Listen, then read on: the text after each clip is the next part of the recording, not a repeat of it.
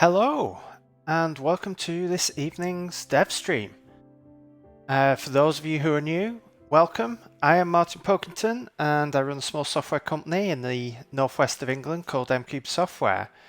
And when I'm not doing contract work for others, I'm working on my own apps. And tonight we're going to be working on a project that is currently called Streamline, which is a new app I've been working on for the past few weeks, designed to make it easier to manage stream playlists, to be able to set them up to do various actions with them, such as tag songs and make sure that only certain songs play at certain times, and to make it so that you can design something that you can display on your stream. So we're going to pick up where we left off, and the interesting thing is I can't remember where we left off because I have had a week. I've had a day as well where the contract work has had me rushing until about 20 minutes ago. So I haven't had as much time to prepare for this, unfortunately. So we're both going to learn what is going on together. So if you are in chat, please let me know how you are today. Always great to hear from people and hear how they're doing, what they're up to while they're watching the stream. So just let me know, and as always, if you have any questions, post them in chat and I'll answer them when I can. So what we're going to work on today, so where we got to last week is got rearranging working, we got deleting working and adding of playlists, and then we started getting stuff working in here, and I believe we got to the point where we're actually able to play and skip forward but not backward. Okay.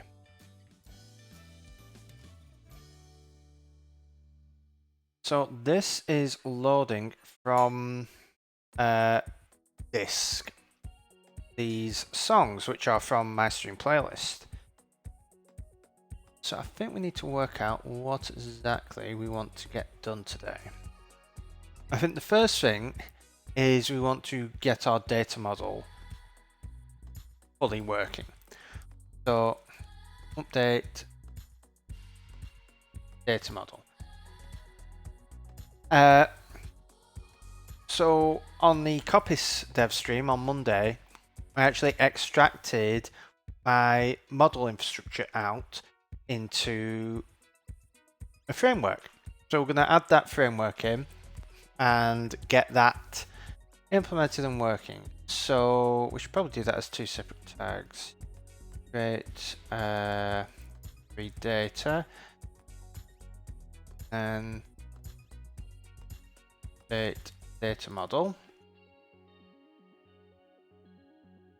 Let's see. I think once that is done,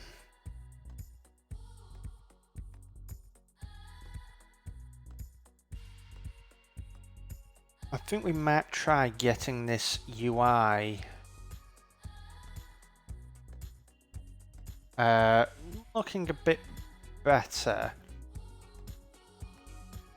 because at the end of last stream we actually worked out how exactly we want it to look. We're going to have on the left hand side, we're going to have our source list. In the middle is going to be basically your information about your playlist, and on the right hand side is going to be the actual playing information. So this is going to be where you edit your playlist, and the right hand side is going to be where you actually play your playlist.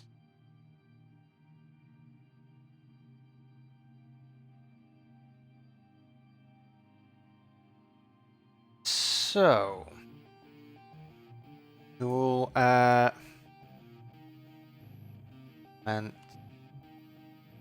UI, and then what we'll do is we'll get it playing.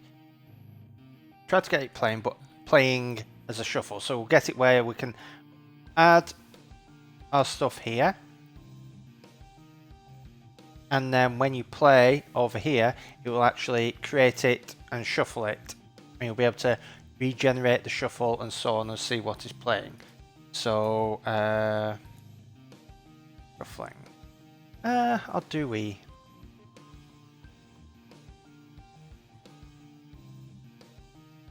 You know, actually, what we'll do is implement UI structure.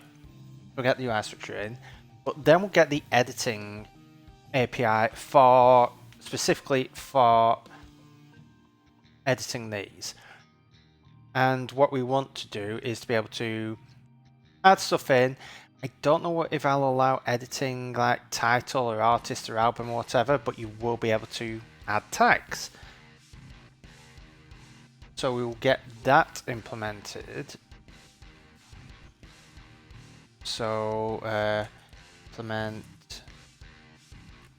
track UI, implement a list track UI, and then adding tracks, because at the moment I just have a folder on disk and this is loaded in. What I'd like to do is actually get us, when you add this, we add the data and then it gets basically sent to, like, save to disk.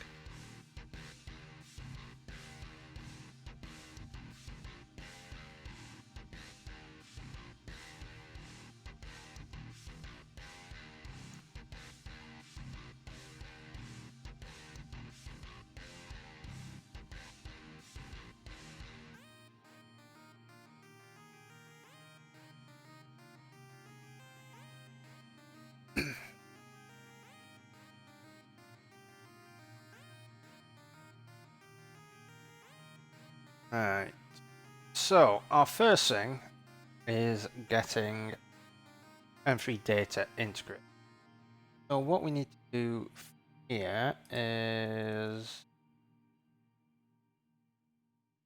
first thing we need to do is commit our details. So we will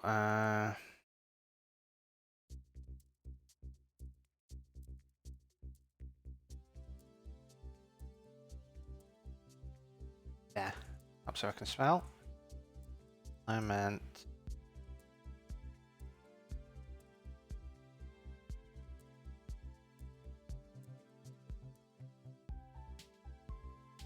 right, so submodules. I want to add a submodule. I want to find alright and look for the URL.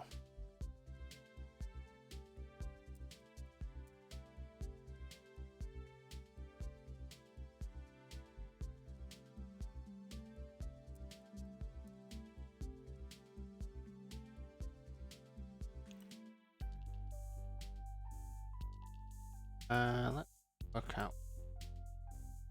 Go. Streamline, I'm going to create a submodule directory. There, create M3 data.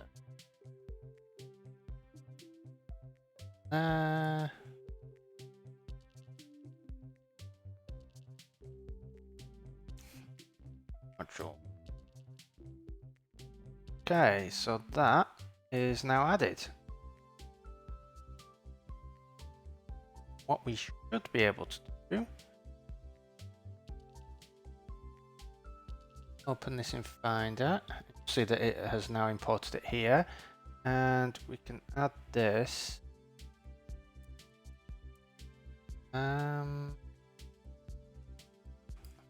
Coppice have a workspace. Coppice does have a workspace. So what we're going to do,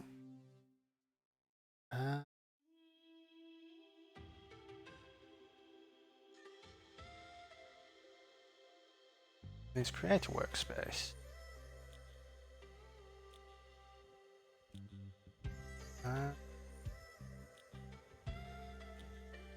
Do I?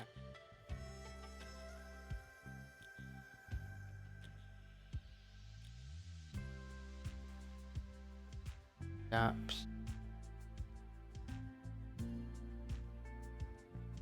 Streamline. Okay, so we have this, and what we're going to do is close that, and we will add Streamline to our workspace, and we will add M3 data to our workspace. So we should now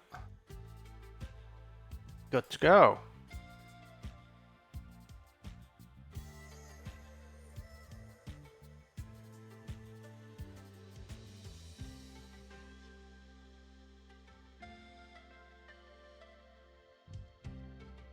In here, what we want to do is link with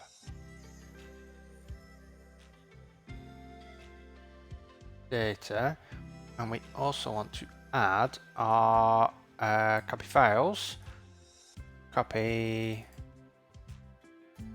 frameworks, and then we want to add. Oh, right there. Frameworks and data. There we go. That was significantly easier than last time. So, hi Steve. It goes fairly well. Well, I say fairly well. I was working on contract work up until about 20 minutes before stream, rushing to get stuff done, and yeah, didn't manage to get some of the stuff that I'm working on now done in time, because I'd wanted to get this done before the stream, but still useful to have. So let's work out what our data model needs. And for this, the best tool is actually OmniGraffle.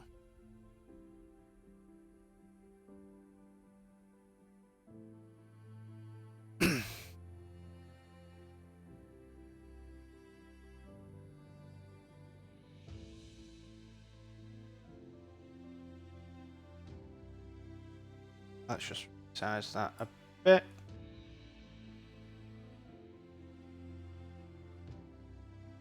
Right, I go to my stencils.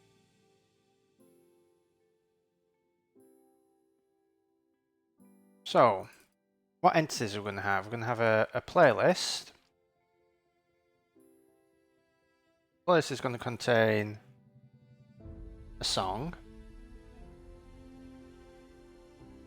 It's going to contain multiple songs. And it's also going to contain sections. So a playlist needs an ID, needs a name, and then it's going to have a series of songs. A song is going to have various attributes such as title, what do we want? Title, duration,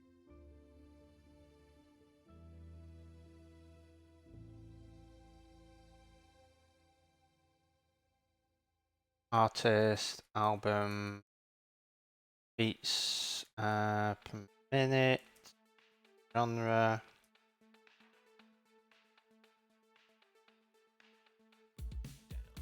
what sort of stuff? iTunes.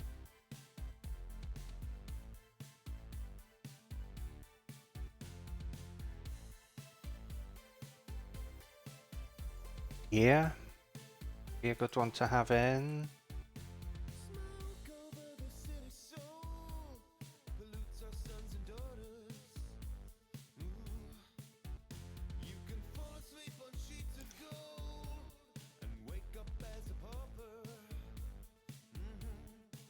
I think those are good enough for now, but the other thing we want are tags, because you're going to be able to tag a song to be able to decide whether or not it appears in sections.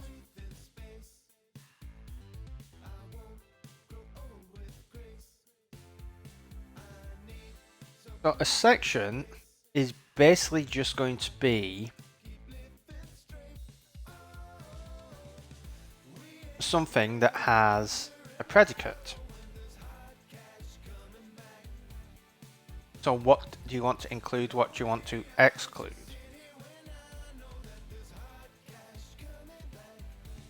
So do we want to just store that as a predicate?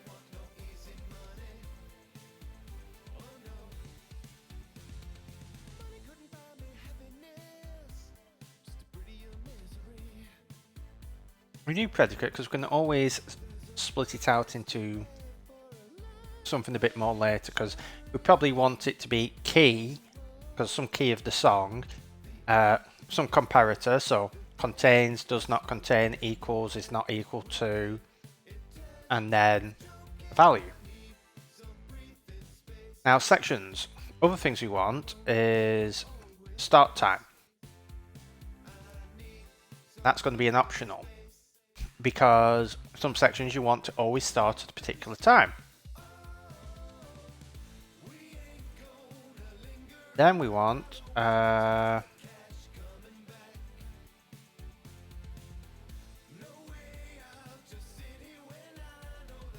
start time, we want duration.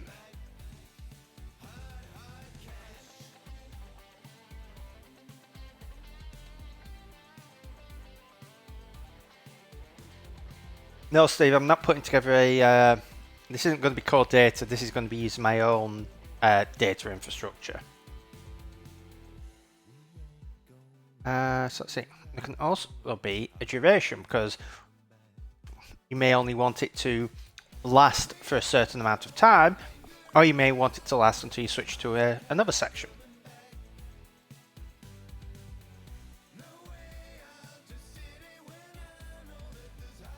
And I think that's really all we need. A section is just a predicate. I'm going to have start time, I'm going to have duration.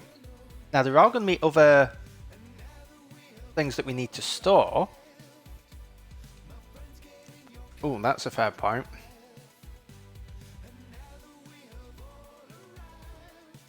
The songs file. And what we're actually going to do here is make that an enum, but it's going to be an enum with a single case for now. The reason for that is that will give us the flexibility to add additional stuff in future. So we could add additional sources for files in future, and they should all work. Almost all of this will end up being pulled from the file, but we're going to store it ourselves, because then we don't have to load the files and pull out all this information every time they upload. It's just there in our own database. So yeah, the sections, you just need, again, you need an ID, but that's going to be handled by because I have written, that needs an ID. The ID, the predicate is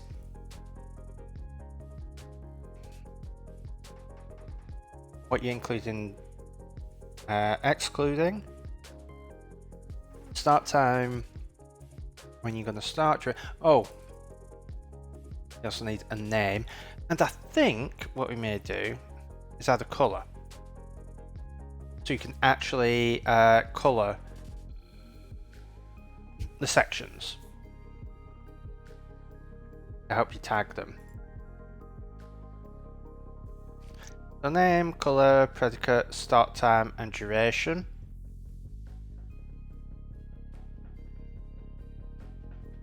I think that will do us. So I create a type section. Don't need the .swift. Let's just hide the sidebar a sec.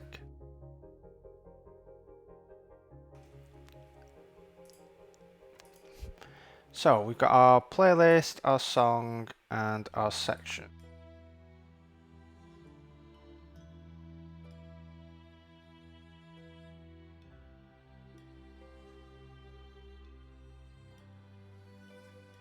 So what we're going to do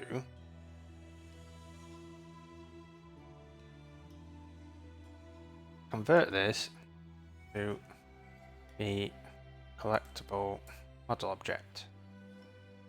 And what that gets us is we can get rid of that ID.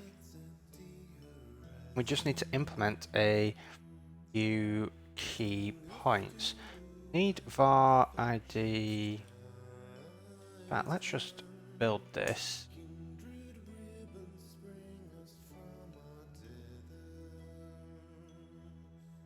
And hopefully it will tell us what we need to include.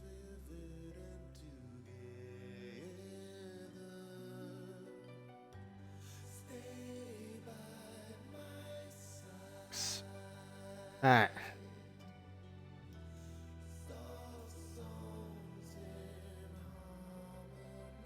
So, model type equal, let's up Coppice. So that can reference a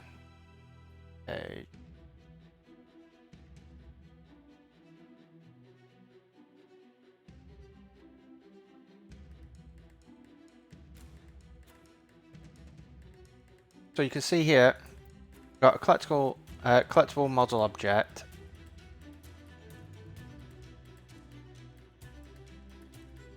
and then got an ID, our collection, and various other things. So what we're going to do is our collection is going to be a weak var collection. We're going to shift model ID up above there, and that is just going to equal type model type. Want the model type to go right to the top. And be a model type value playlist.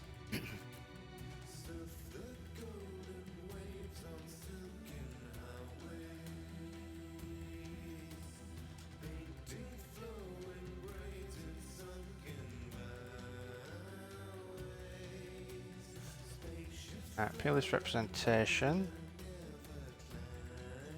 From there. Don't need that.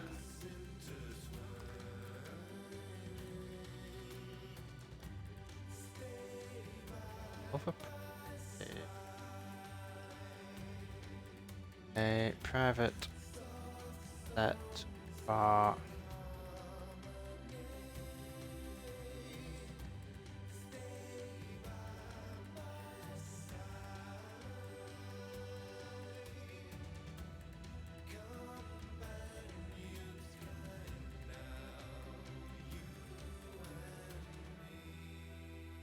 playlist. So we're going to go down here.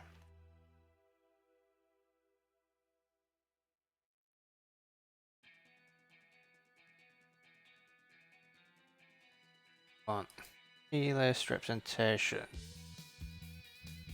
So the first thing we do is playlist equals self.other properties. Now this other properties thing exists because when we load data in, any properties that we don't explicitly handle, we're going to put into other properties, which means that if some data is from a newer version of the app and it's opened in an older version, then those properties are still kept around and they're written back to disk.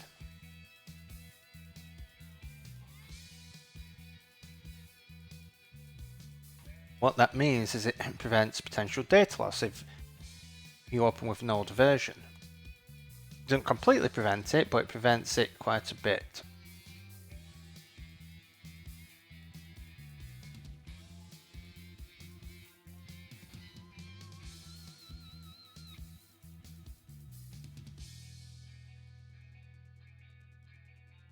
Alright. This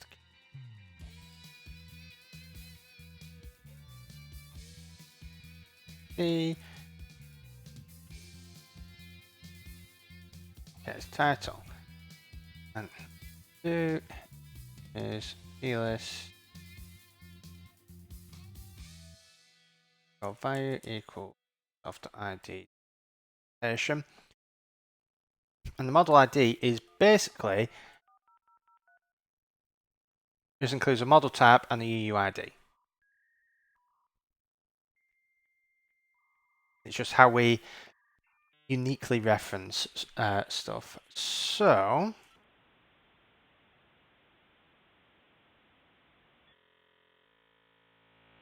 I'll name it title.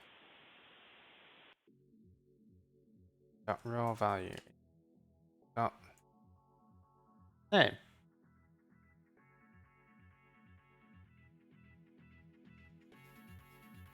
And the plist. So to update, we're going to do self.id.string representation equal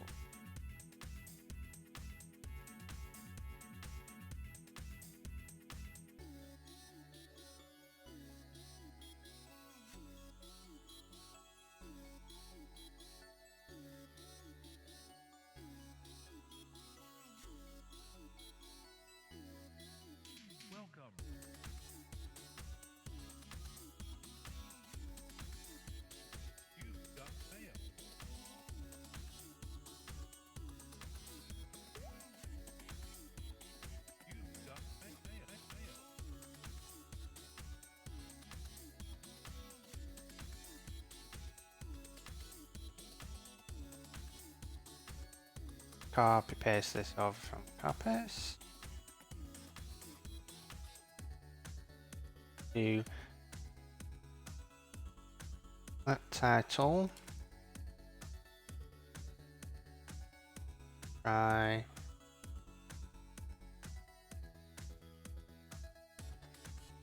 because we want to do this so that we don't end up with a half updated thing. So attribute with key, list key,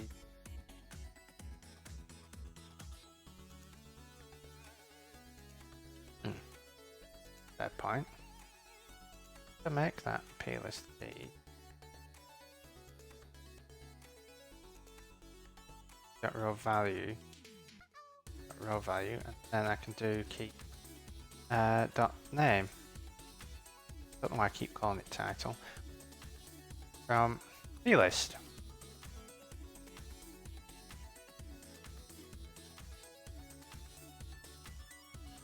Now this seems overkill here, but it's always better to write this in a manner that we can fix it later. So we'll do self.name equals name, because if we add stuff later, we want it to follow this pattern. Then finally, we want the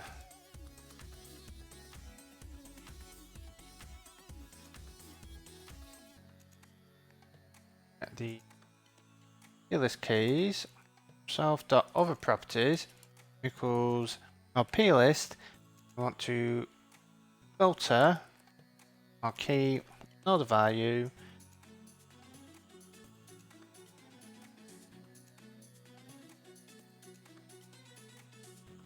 and return plist keys that contains equals false. And what that basically does is sets our other properties to anything that isn't in our plist keys.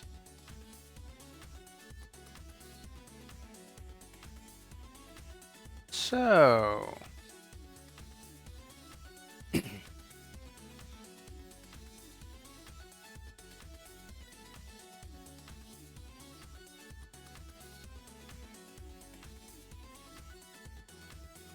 last thing we want to do is up here on did set and call self dot did change name old value. Now this seems a lot of stuff compared to what we had before, but we have all this code here for like loading and saving effectively. We'll be able to pull this up, and because it's just a generic same plist representation. This could be stored as a plist, it could be stored as JSON, it could be stored as anything. We've got our protection for different values. We've got our properties here.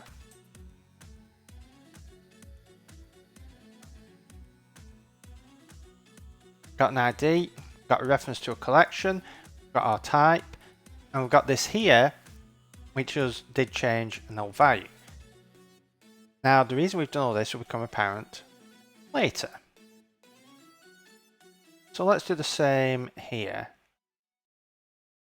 Let's delete all this. And what do we want? Got title, duration, artist, album. Let's just do model object build and get our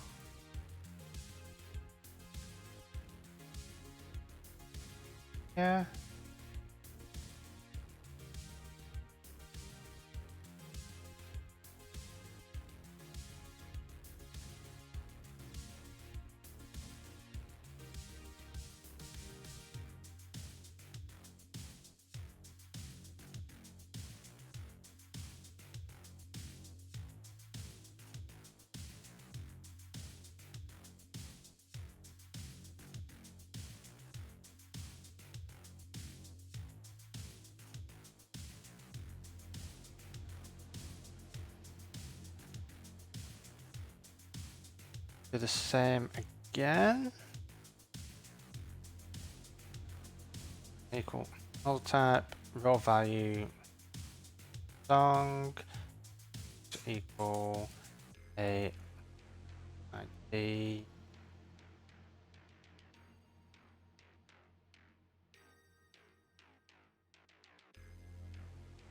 Song dot model type. Your weak bar.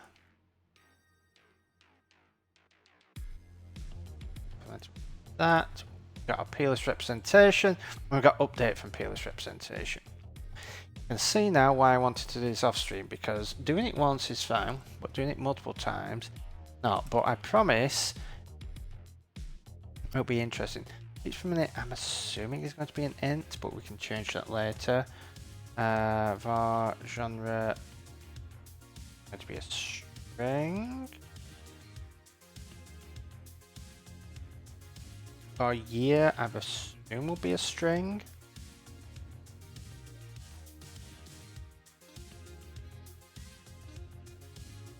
For tags, let's just do that as an array of strings. Then we want enum, file, well, source, let's call it, and file with a URL. Do we want it to be? No. I think what we're going to do is do it with a UID, because then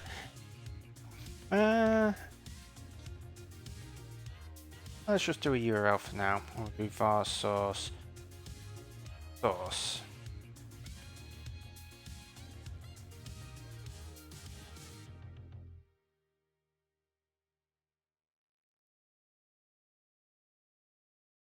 Right.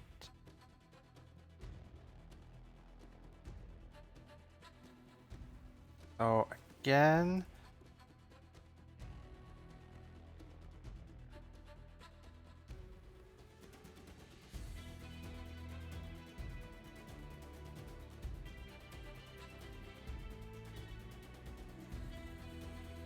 Well, this can go up here. Draw a list.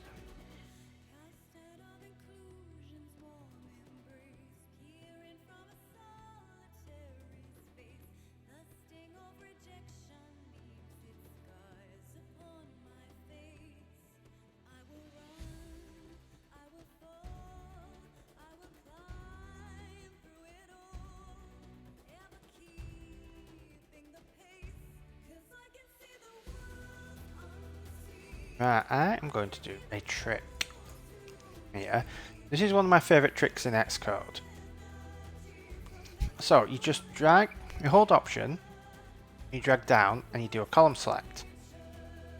And the key thing there, and I'm actually going to then hold Control and Shift and click down at source. The thing is, if you move left and right, these all move left and right. But if you do Option left and right, that jumps a word. But it jumps the word in each case. So if I then do copy, Option Shift, I can select all those, I can copy them, and then if I go here and paste, they're all pasted in. And then I can Option left arrow to there, do case, space, and voila! All my properties are now in there. Now you do have to leave enough blank lines because otherwise it starts doing stuff like this, but that's a little trick that I love doing in Xcode. It just makes it just one of those little things that's so powerful in apps that support it. Column editing is fantastic, especially when you're coding.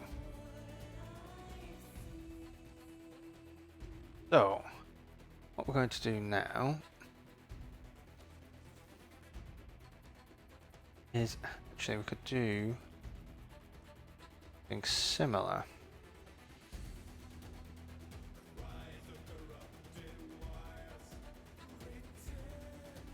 Plist keys dot the title self dot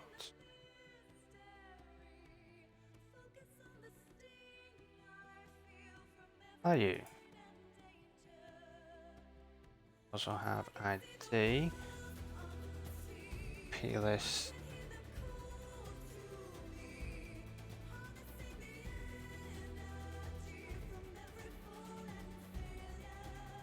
done that slightly wrong.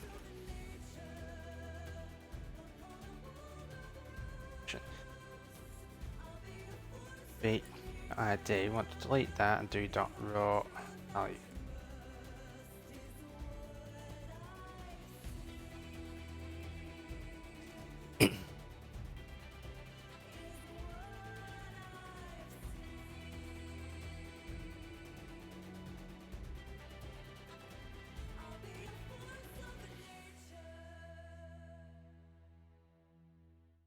What I'm going to do is put in here do list. When we get round to doing actual persistence, we need to do that. So over here,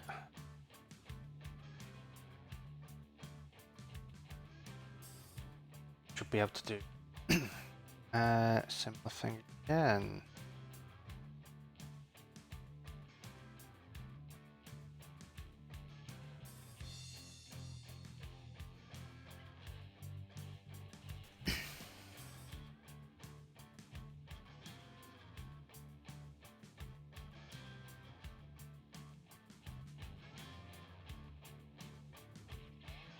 So if I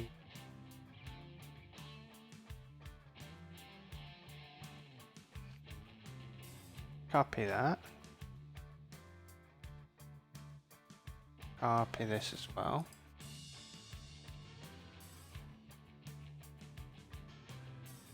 what we're going to do is let, now we're going to paste and we're going to do let this is type. Just going to put a token in there. That's going to make stuff easier later. Try self.attribute with key dot key from plist. And what we can do here is string double string int string string, array of strings, and going to be raw source, which is b string.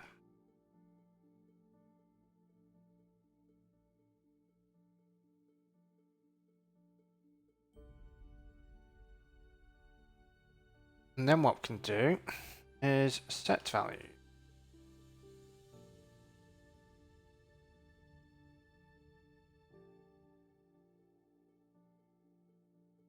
Title equals title, self.duration, self.artist, and so on. But let's do the trick again.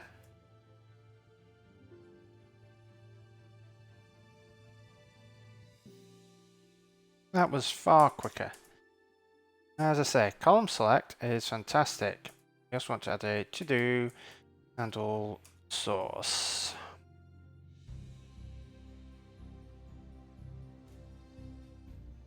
Okay.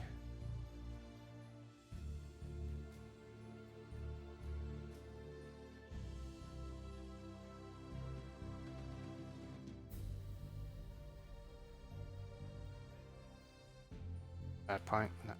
Panel. That's just.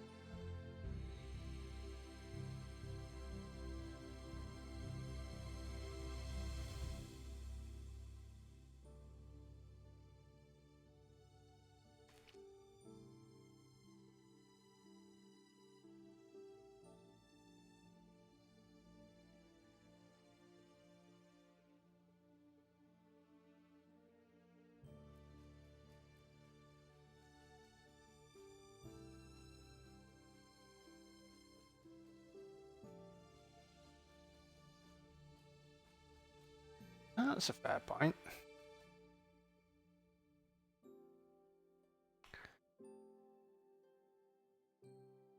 This doesn't seem to conform to hashable.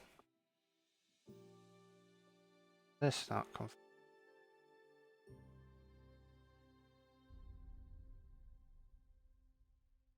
How am I getting away with that?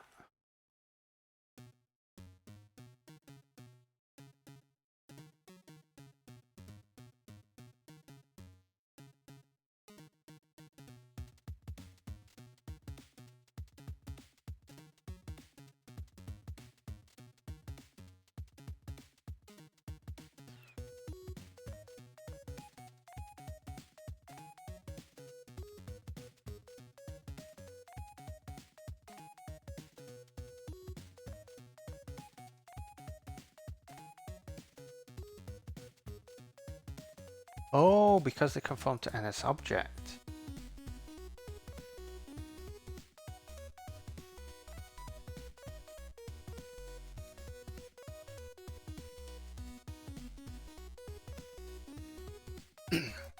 That's just.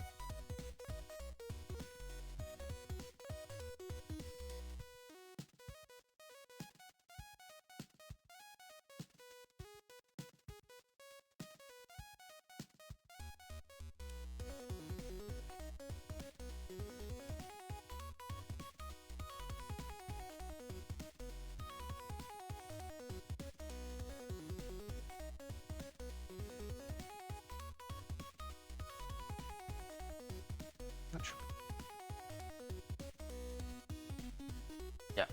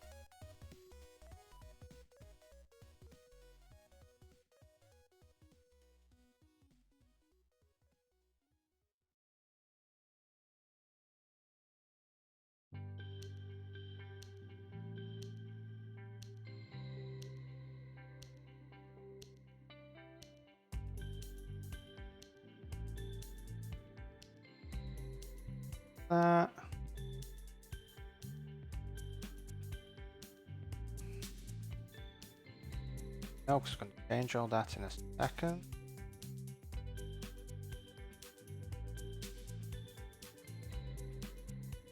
Comment that. Okay. We got playlist and song. Now we're going to do something fun.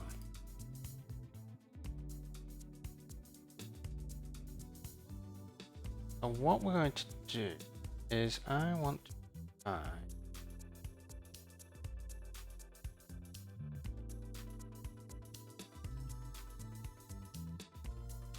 right.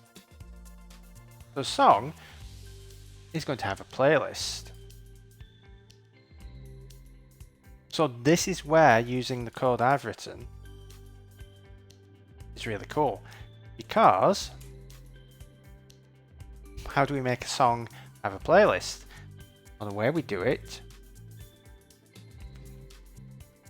var playlist is playlist. Okay, that seems simple enough, but how do we actually get all this working? Well, first of all, what we want to do is did set, and we're going to do self.didChange relationship.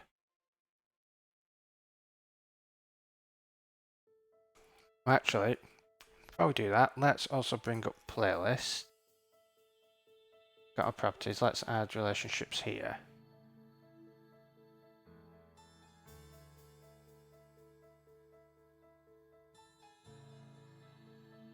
Do var songs is going to be, I believe, a set song.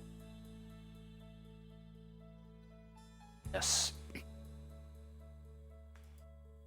So what we're going to do, self.didChange values for relationship.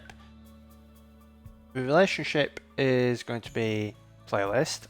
The inverse key path is going to be songs, and that is going to be on our old value.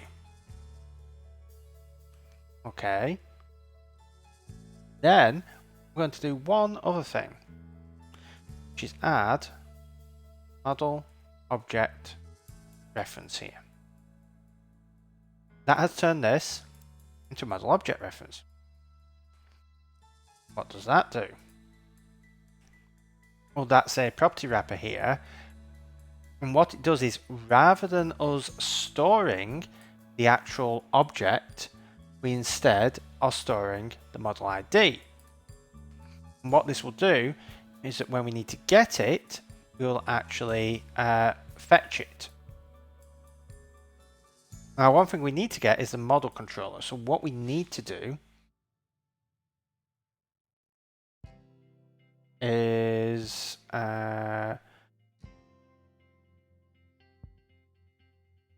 object was inserted.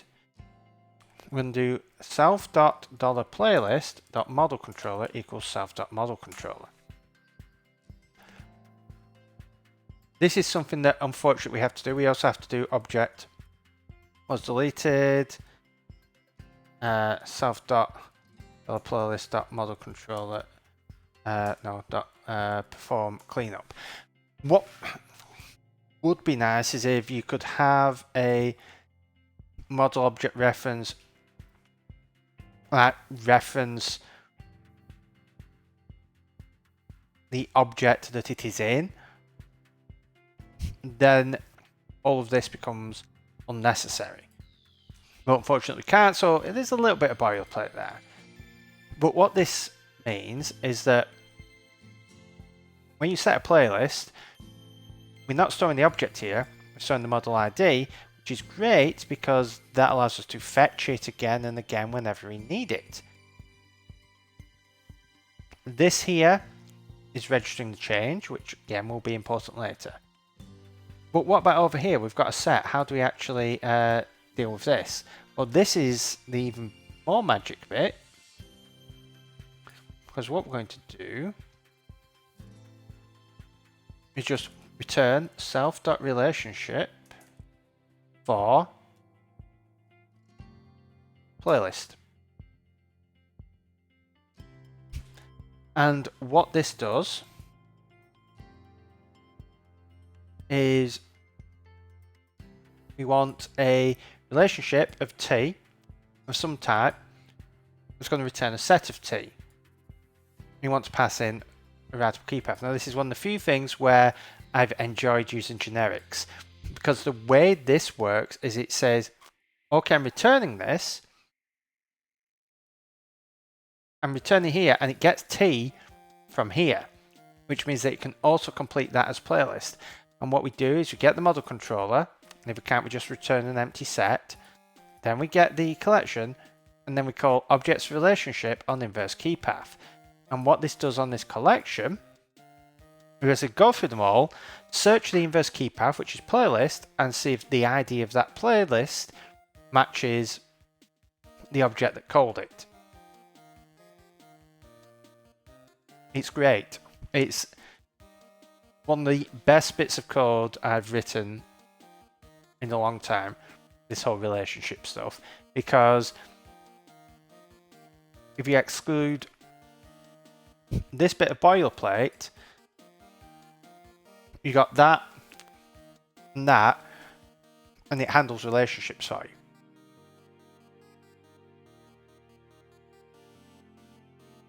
I'm not usually proud of code, but I am quite proud of how this turned out. So, what we need now is a section.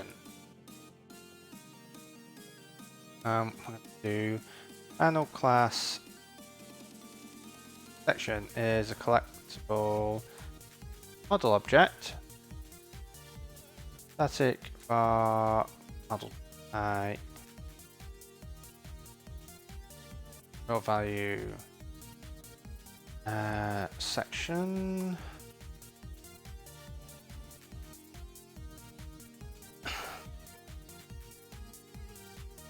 Our ID equals model ID, model type.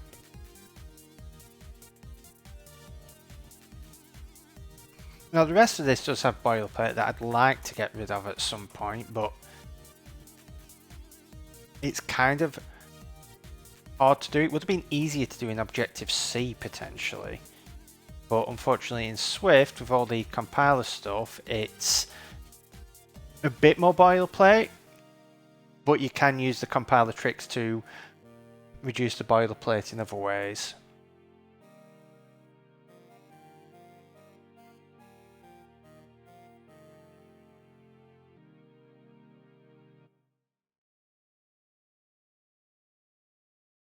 Color is going to be an NS color. Just choose now. Bar predicate is going to be any for now. Bar start time is going to be an NS time interval.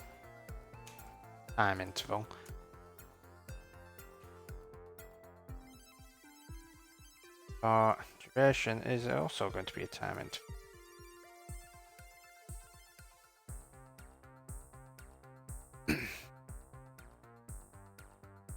What else do we need? Private set bar of properties.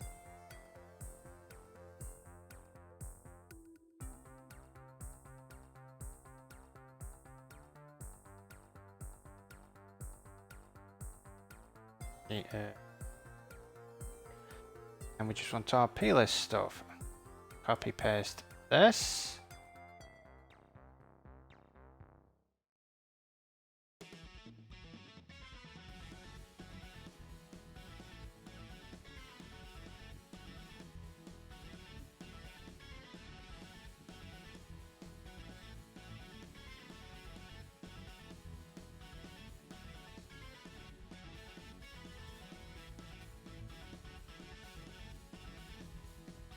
Right, case there. Now this is going to be slightly different, because some of these are optional. So what we're going to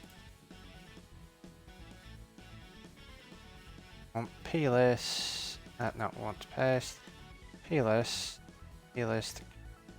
dot that dot raw value self dot value.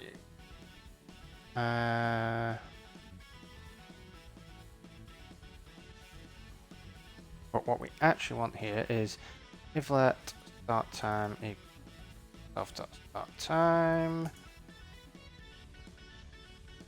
Then we're going to to start time and set the duration. The predicate, we're just leaving it as an optional any for now because we haven't actually defined what a predicate's going to be.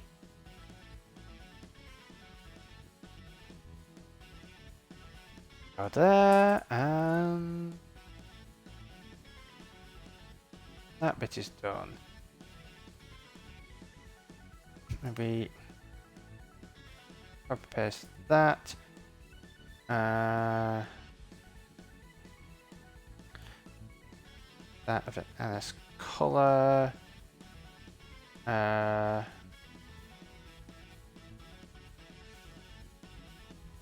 Let's hold off on the predicate for now. Start time and duration. In fact, we'll hold off on the color for now because that's going to have to be a hex code, and I'm going to have to bring some code over from Coppice, so we'll handle that in a little bit.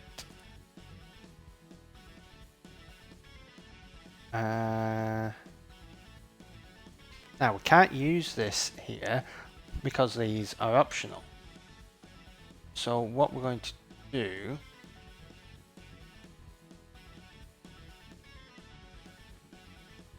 start time isn't ns time. No.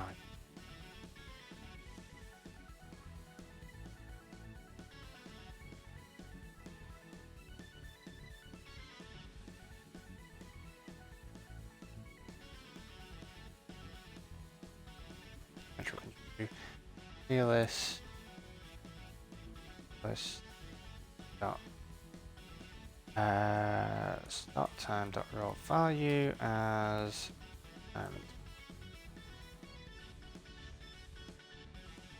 that type there. Get rid of the that duration. And what we can do is self dot start time equals start time, self dot duration equals duration.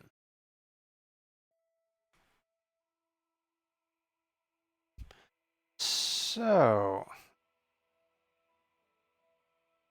that's all implemented. Let's just add our did set, which would be self dot did change name old value.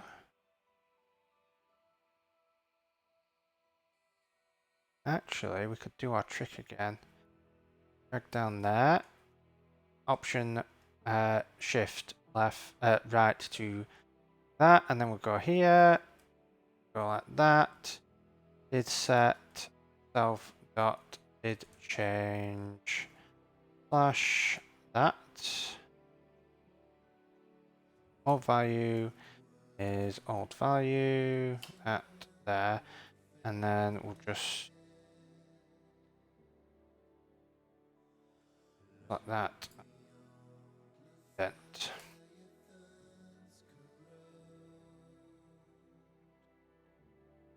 Hi Silverback Swift. This is currently working on model code, getting my model infrastructure working. Let's get this color working now, because then the only thing we've got left to do is our predicate, which we'll figure out later. So let's go and bring over the code that time. So how are you this evening, Silverback Swift?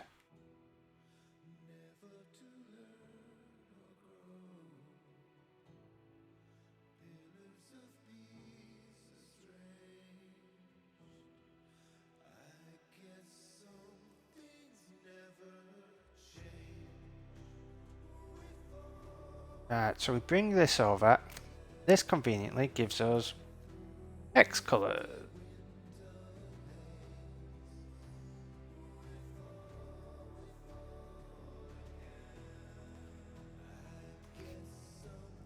Annoyingly, I thought I had...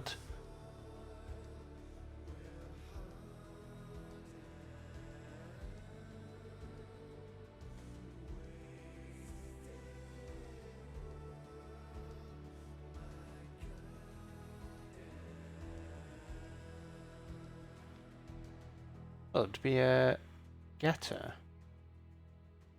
Color plus turns a hex string.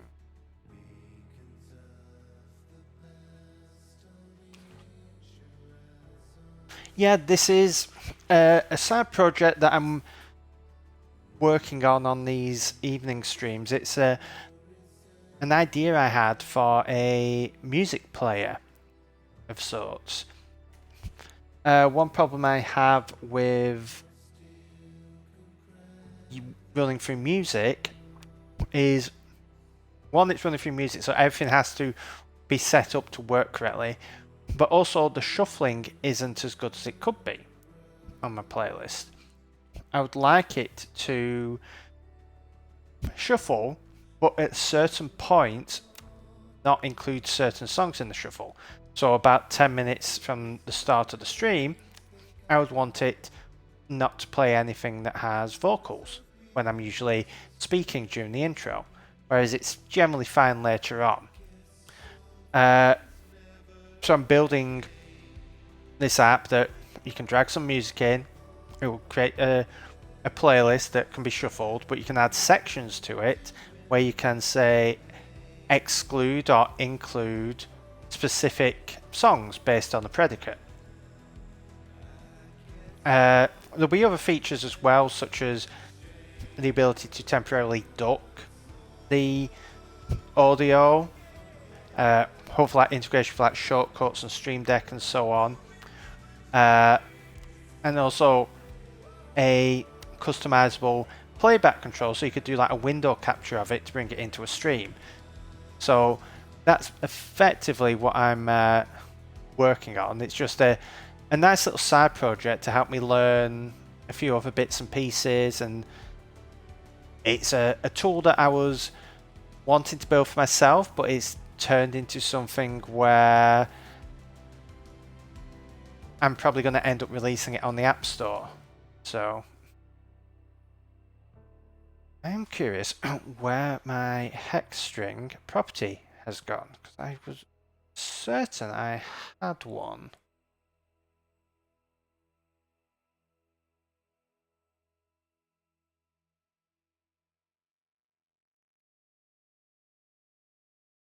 If I do a search, yes, I do.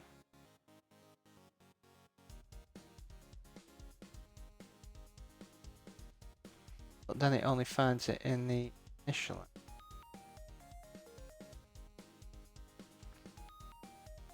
Yeah, hex string. Oh, that's just an argument.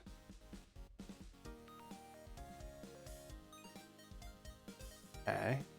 Am I storing colors then?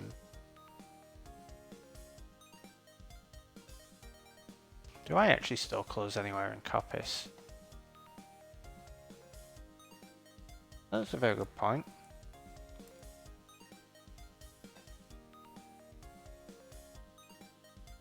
The page doesn't need to.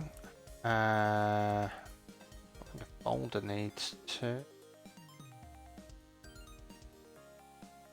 Yeah, it would just be images.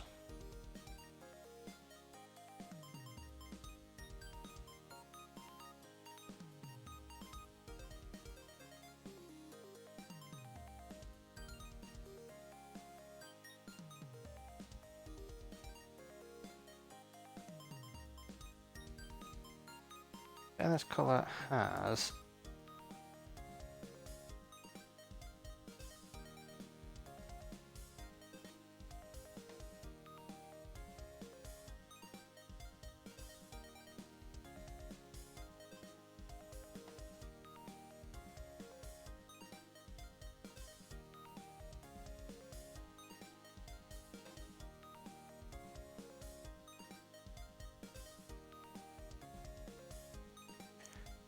It doesn't actually have any sort of like identifier.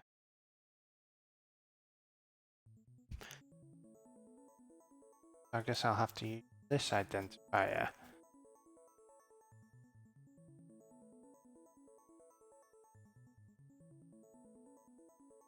How do I actually use that in Coppice?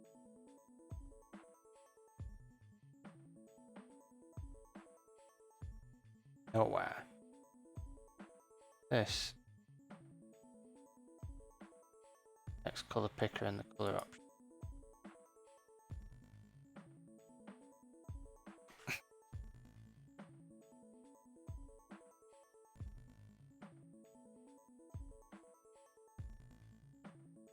Okay. Or somewhere. I wonder if I have it in AppKit on GitHub.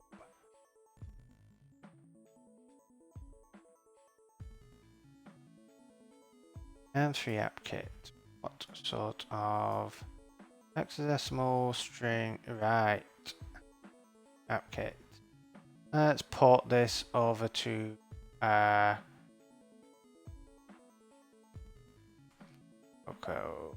to Swift.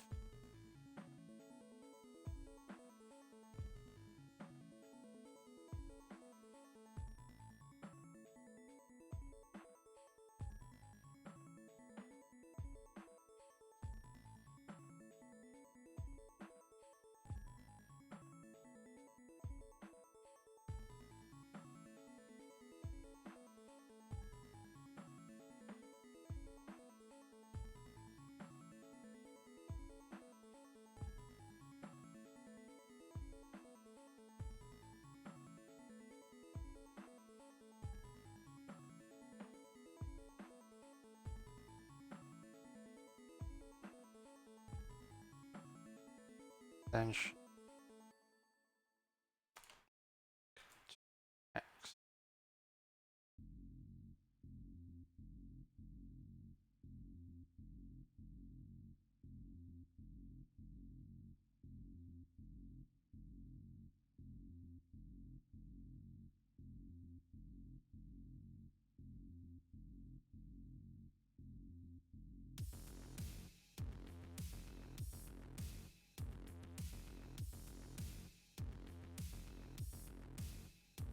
Is there a format for it?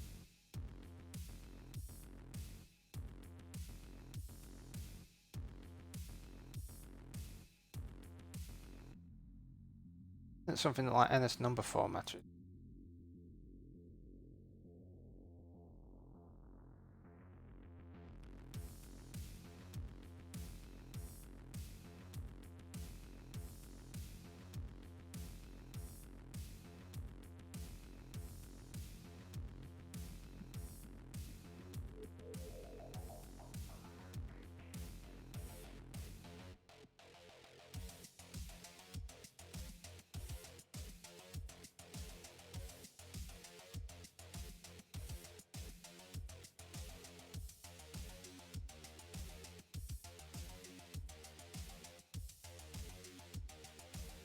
Oh, that's the scanner.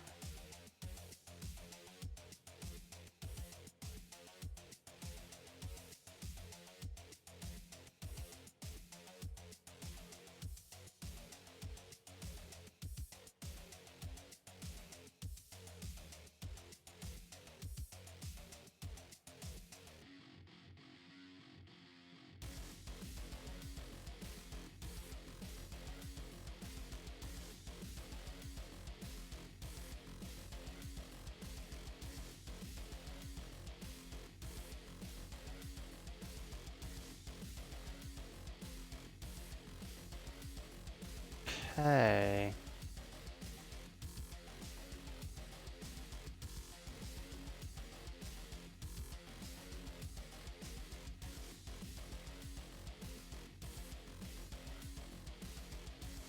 Right, isn't there a formatting option that prints out a number as a hexadecimal?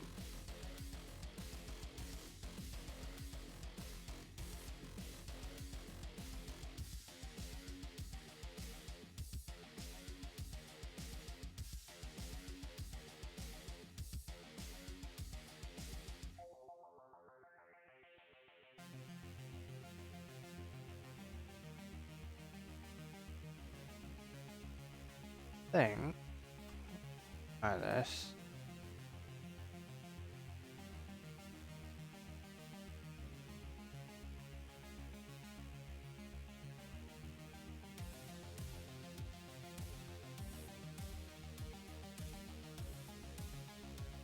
Thing format.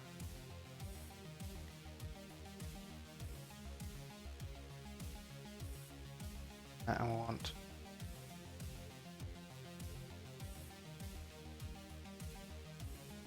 X.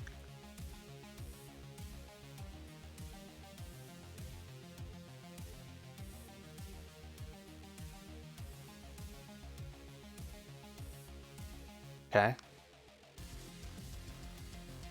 That's how we get our hexadecimal string. We will do, get rid of that. Our hex string. Turn, well, first we want to self.get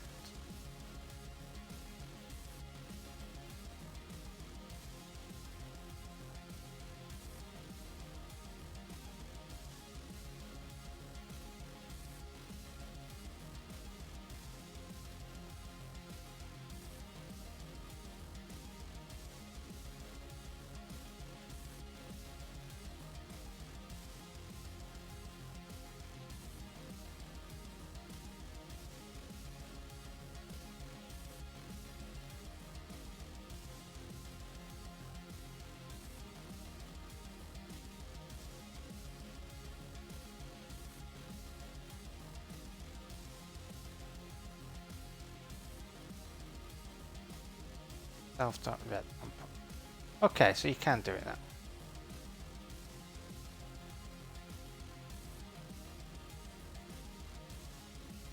So we will do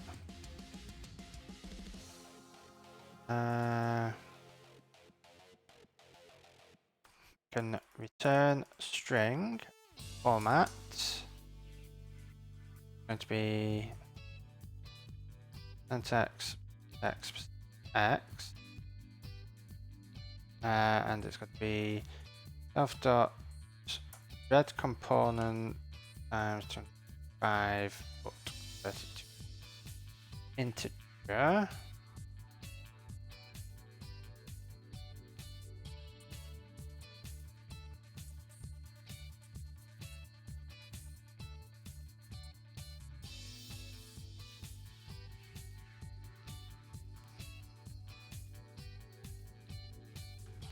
Don't know. Because you're losing a fair bit there. Let's just do the hex string for now, and we can change it later if we need to. So in section, now go here, go in the hex string. Here, get the color string.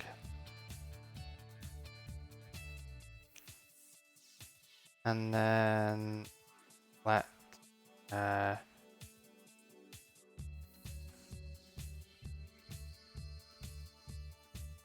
color equal color X.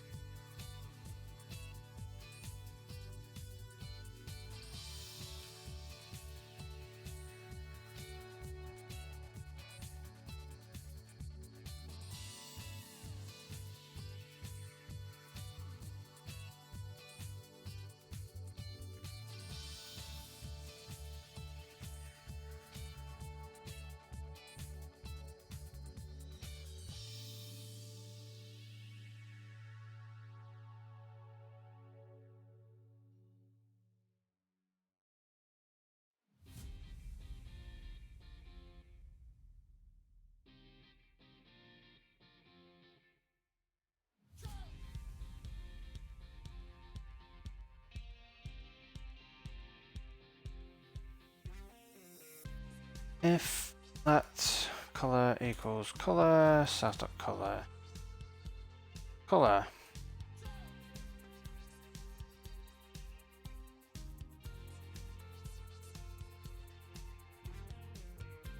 Right. Looking at that. Want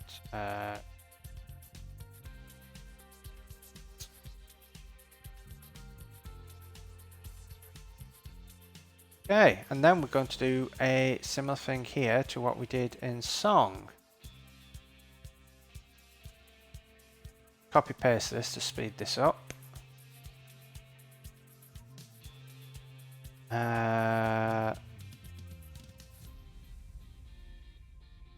Go to sections, and then in playlist, do sections, set of section, and the inverse relationship again is playlist. So that is all set up. We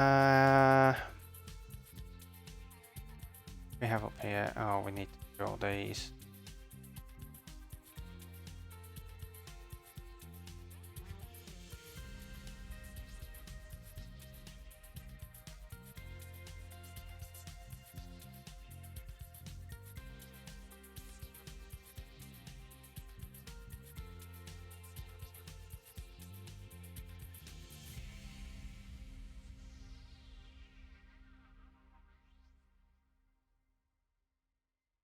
That, build and run, hopefully everything compiles, and it doesn't. Oh, come to hashable.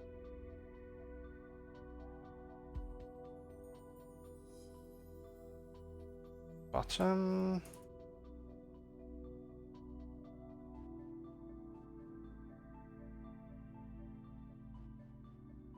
Does conform to equatable.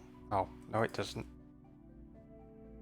I'm sorry Xcode, you were right this time.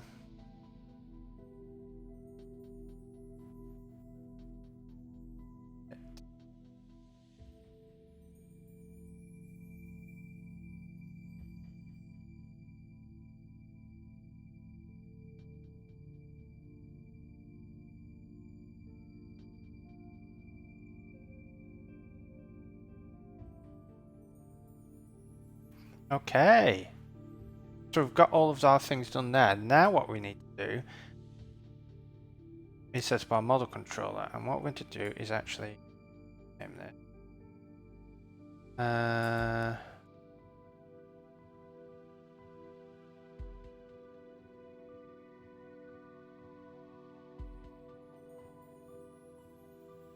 Streamline model controller.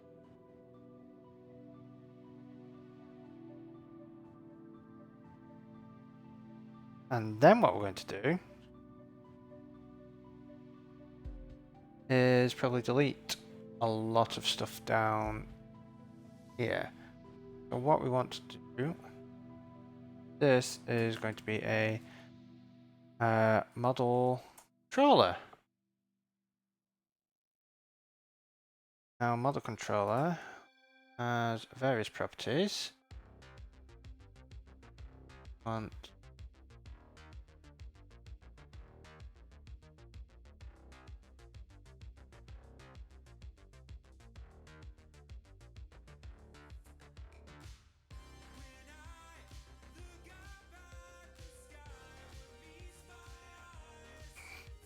So let's get our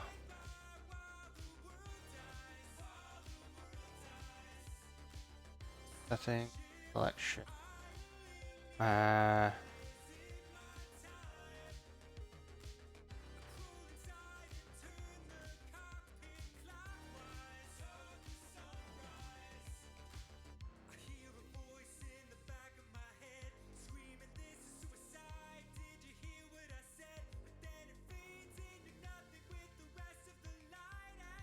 Get rid of the public stuff because we got that. Let undo manager equal.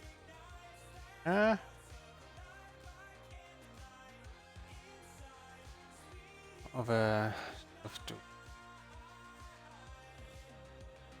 collection there, that's there.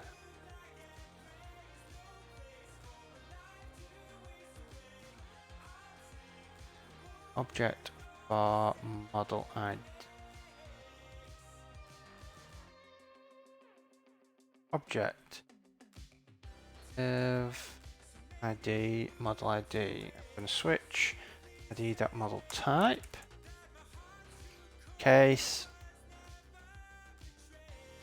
playlist.model type.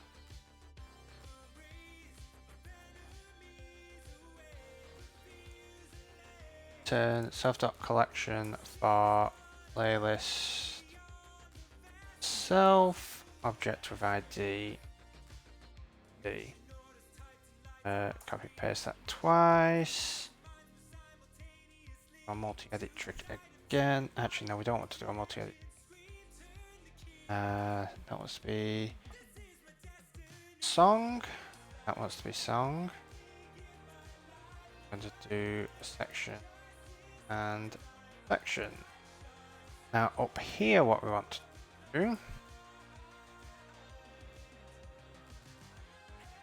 is self add model collection for playlist.self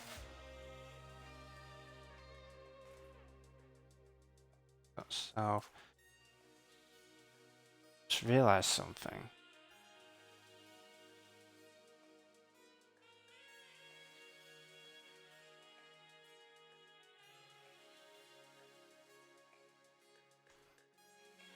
Actually,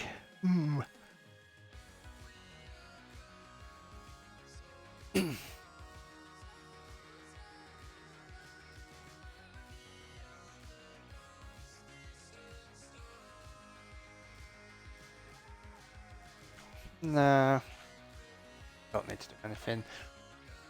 So we have that set up. So now what we want is mark playlist. We want var playlist collection is going to be a model collection of playlist. That's going to return of.collection for playlist self. Means we can get rid of that.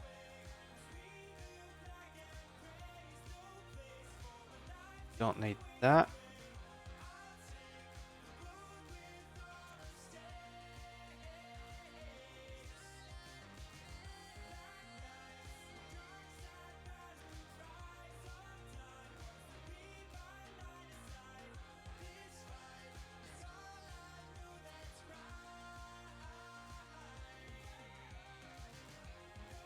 So playlist also needs a property dot index.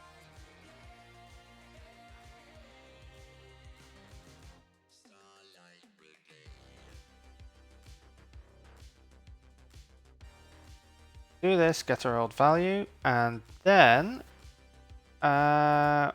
should be able to do bunch of other stuff. So if I look for, where do we have folder in Coppice? Folder's going to be something good to look for this.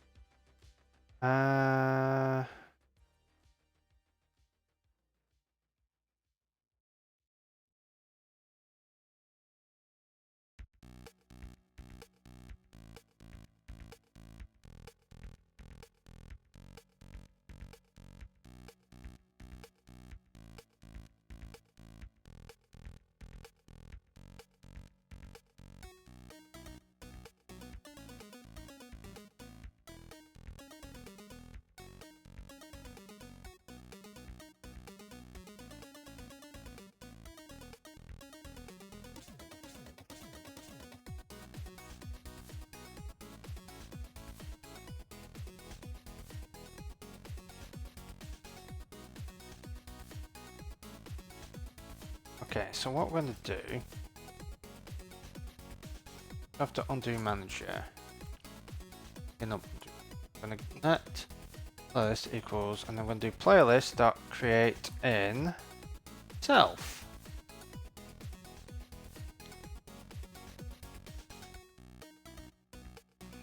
The block, we're going to do $0 title playlist, and it's going to be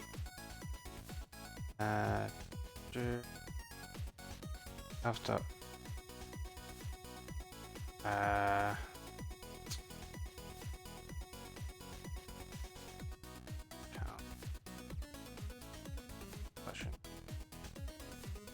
all.count.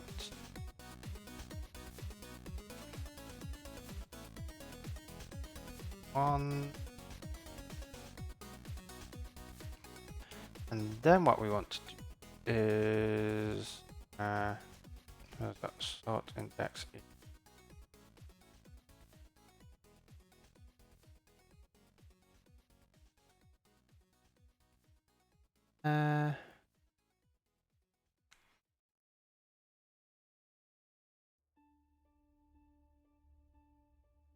Action name.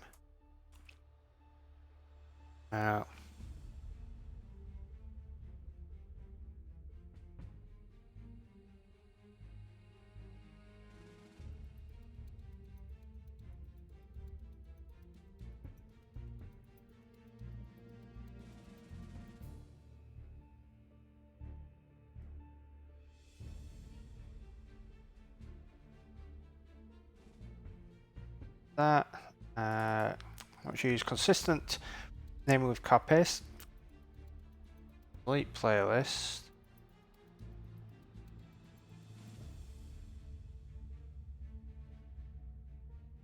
And do playlist. Got songs. Got for each.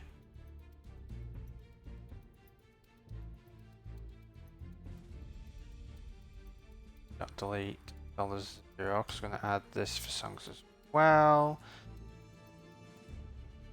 Same for sections.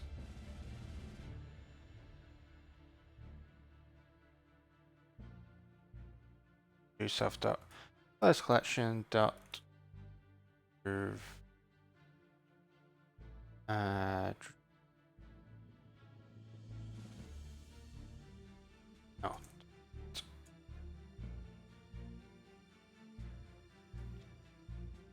Self do self dot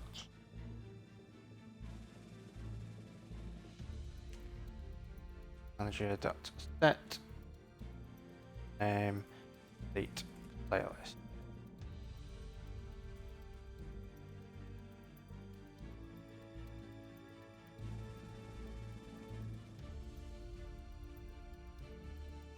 We'll leave that empty now.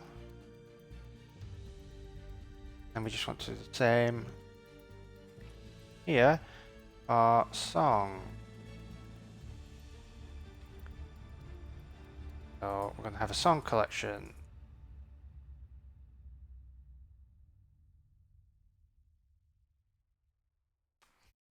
Create a song.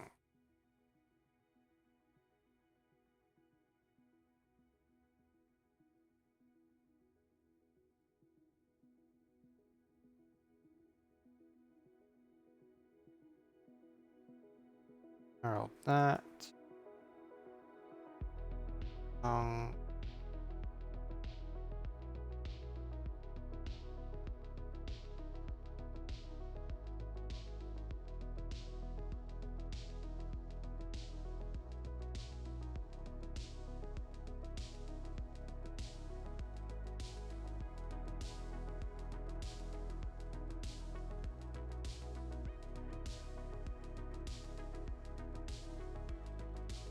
Let's do the second for section, and then hopefully we can start getting things working again.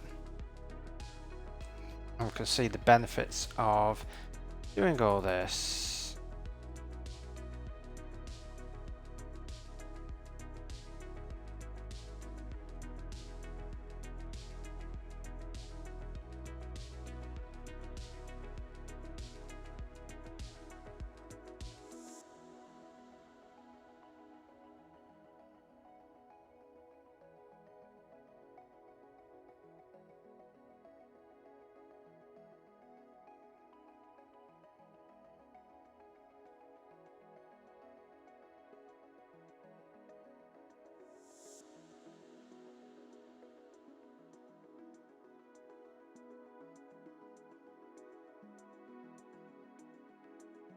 Oh.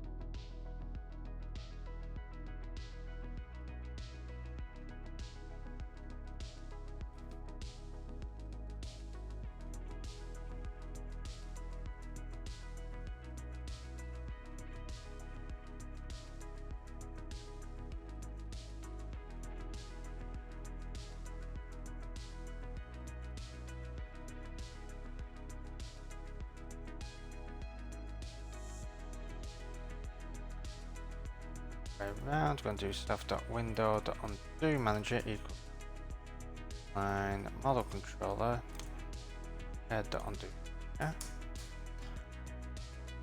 which must be exhausted. Default precondition failure. So type found.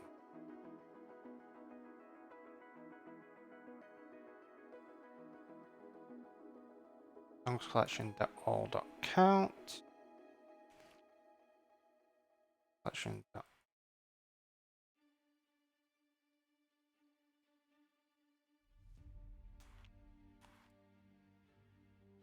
Sorted by title.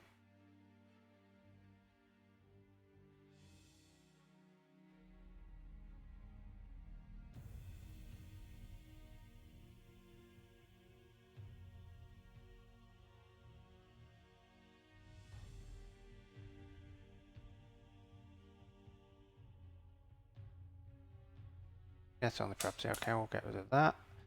Where are we? Another controller shared.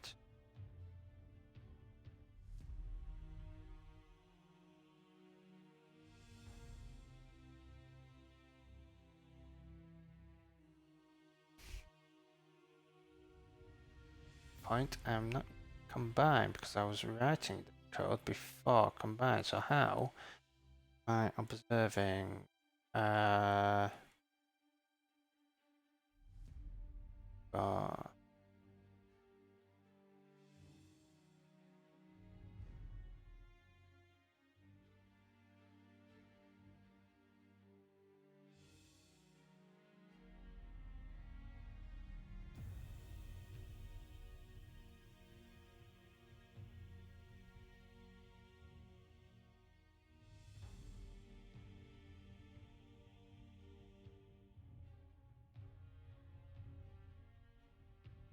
Okay, so I that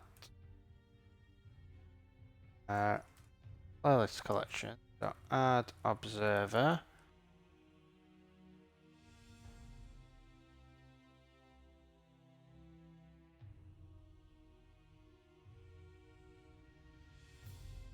Health. Hey.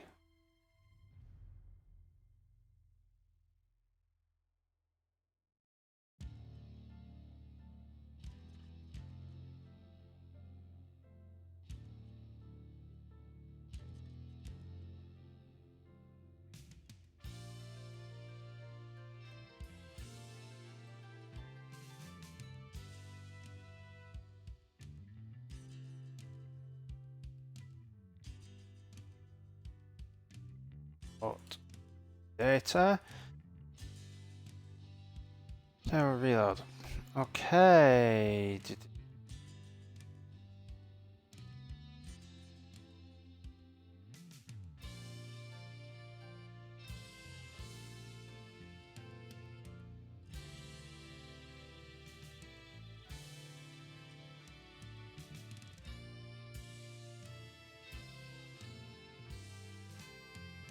Playlist. Now extension to model collection where model type playlist and sorted playlists.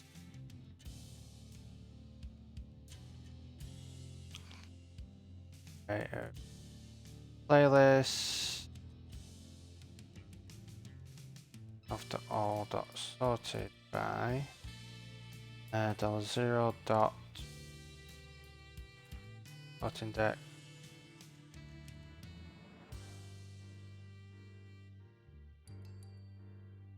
So what that should hopefully allow me to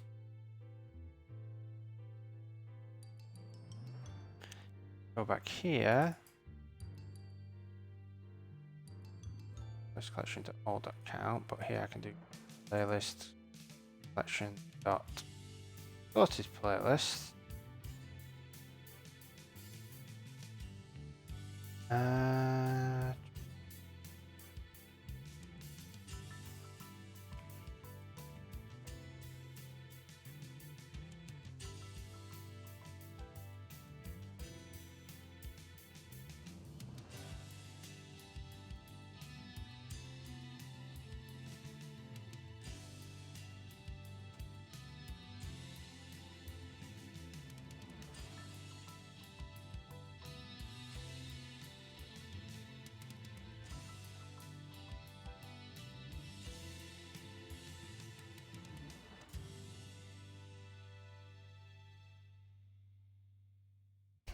To comment that out for now, because we're going to have to convert that over.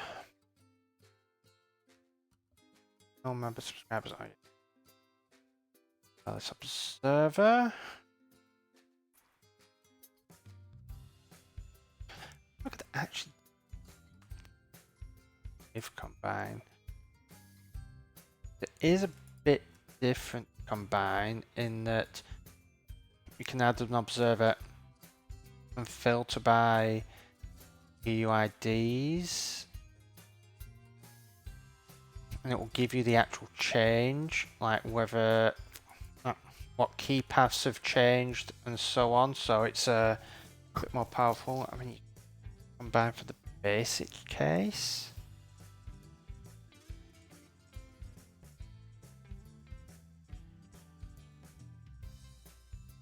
I suppose you could do it with combine where there's a publisher that just pumps out these change objects, but then what's the point? I'll stick with what I know.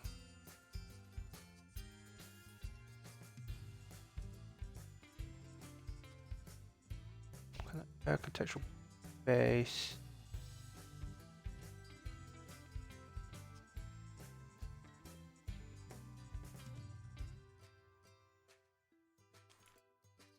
Neat.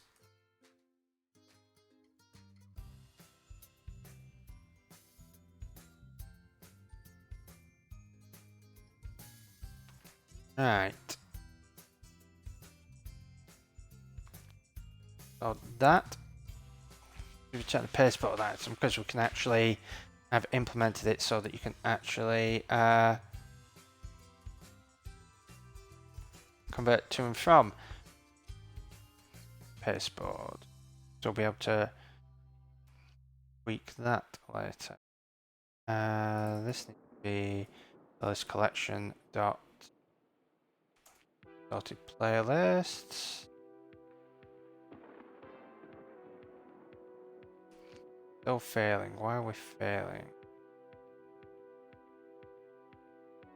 First of all, playlist.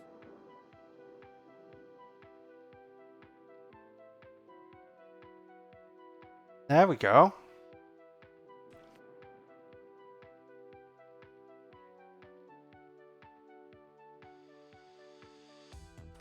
There we don't go.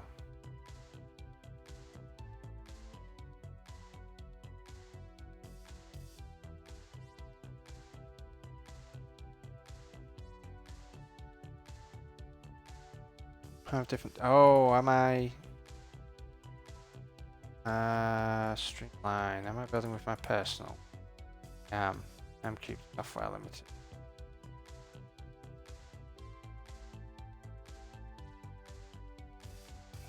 Okay, we have our playlists.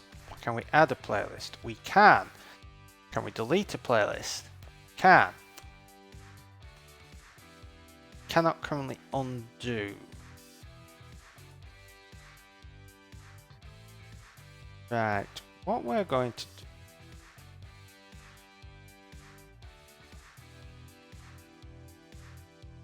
do is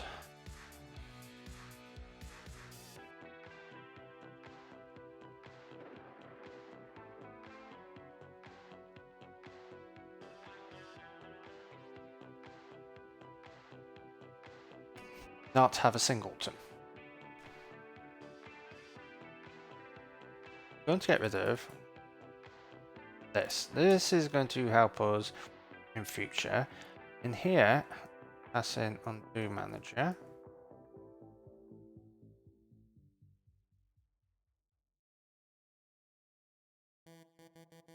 After undo manager.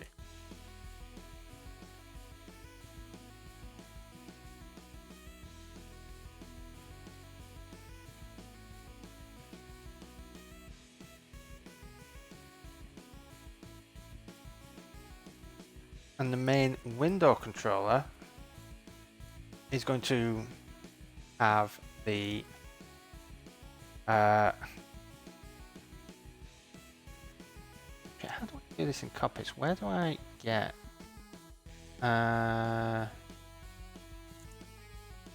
Coppice model controller?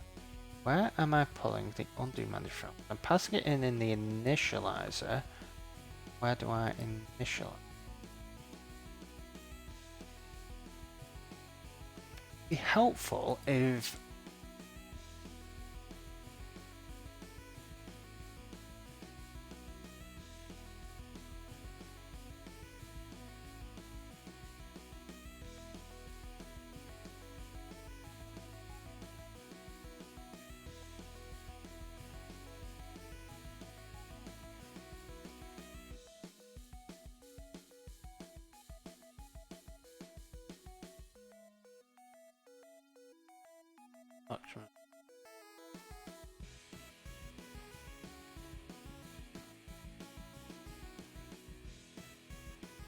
okay, so lazy var our model controller. There.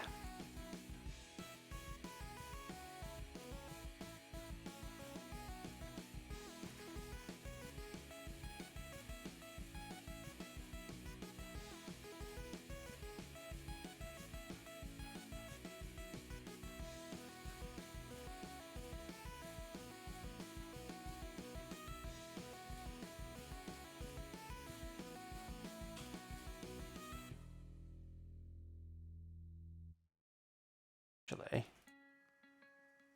so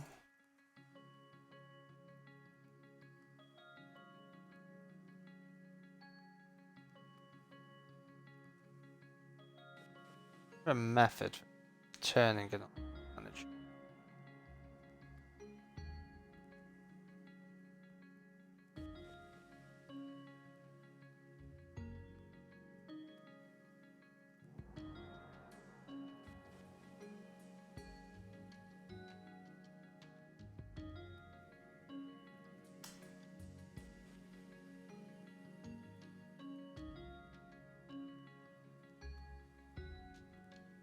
Okay.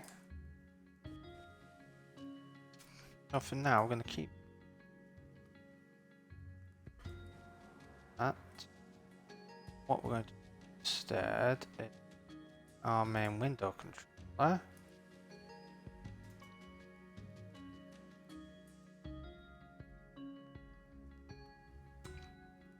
I forgot this one. Not.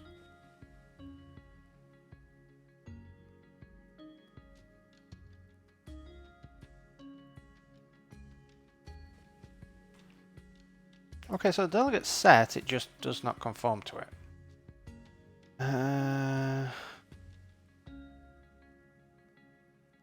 Manager, and we'll return streamline controller.share do manager.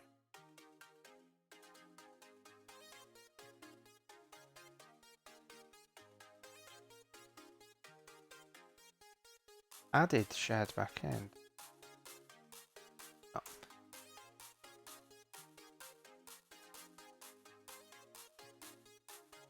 Right, add.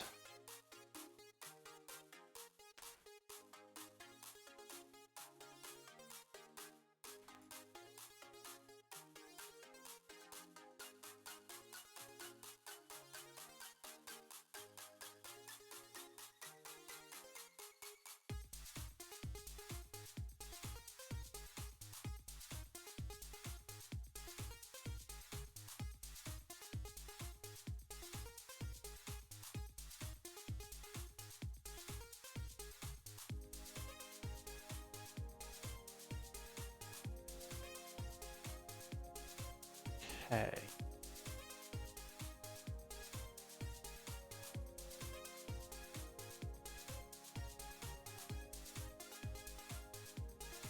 Have that hooked up.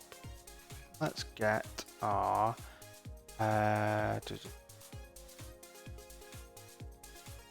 let's get moving working again. So playlist to move above playlist to index. So what we're going to do, self dot playlist collection dot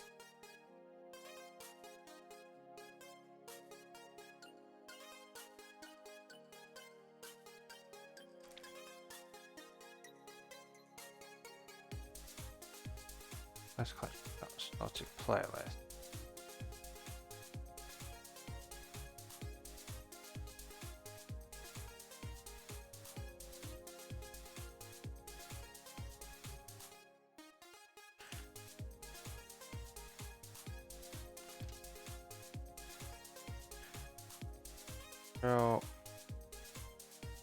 Dot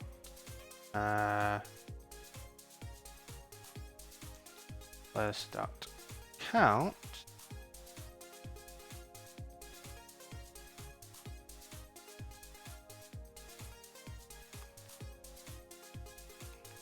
new playlist dot compact map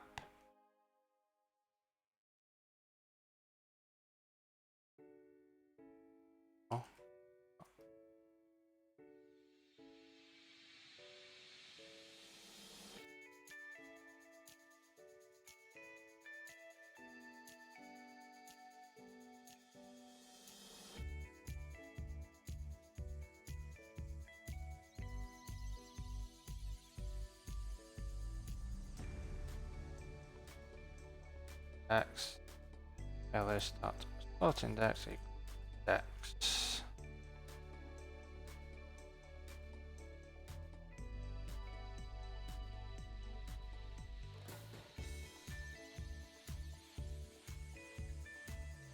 Update our playlist list.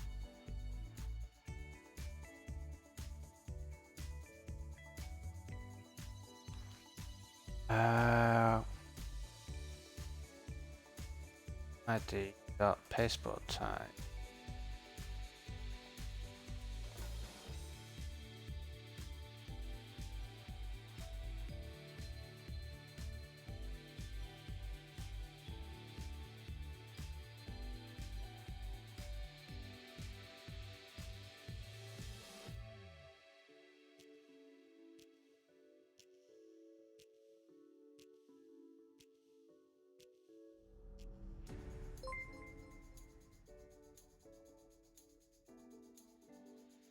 Hi Snowtwig, welcome to the stream. How are you doing?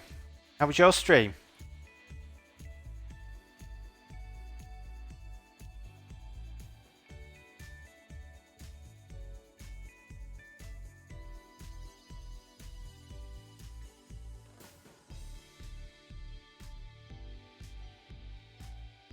Anyone who doesn't know Snowtwig, they are a great artist and animator and do fantastic things, so you should definitely go give them a watch if you get a chance.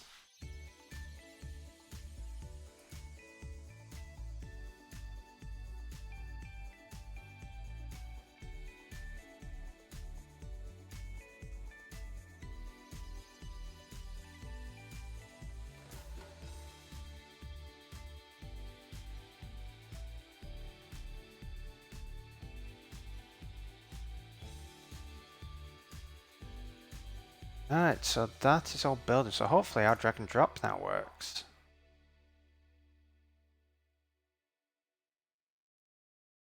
And it does. Undo works. Fantastic. One question is whether we can two. Okay, that does it all correctly. That is all fantastic. Let's see. Kind of a tiring day, so just chilling. Yeah, I've had a long and tiring day. Not too bad, but it's just been a lot of stuff for contract work and then rushing to get stuff done for the stream, which unfortunately has meant that instead of doing a lot of exciting stuff on the stream, we have mostly been doing code deep in the depths.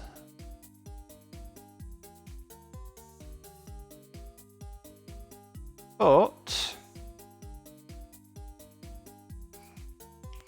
we now have our playlist working.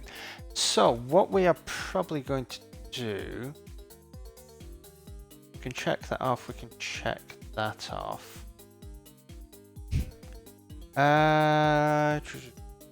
What do we have time for?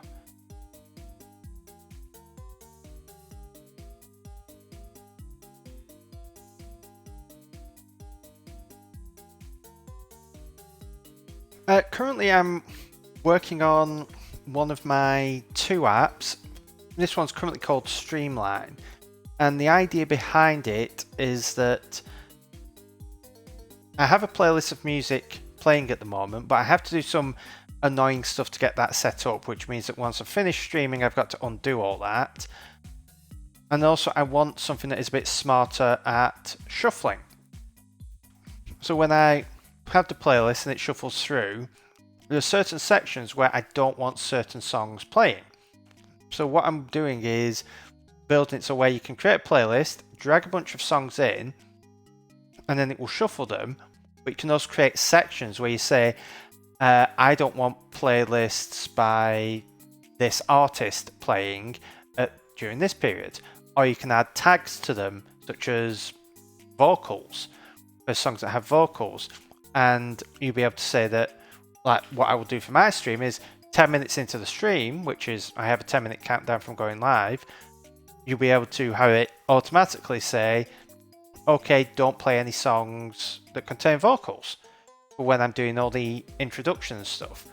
And you'll be able to set it up so that you can switch these sections. So maybe if you are doing something where there's something intense going on stream, you want to switch it so that it focuses on like upbeat songs on your playlist.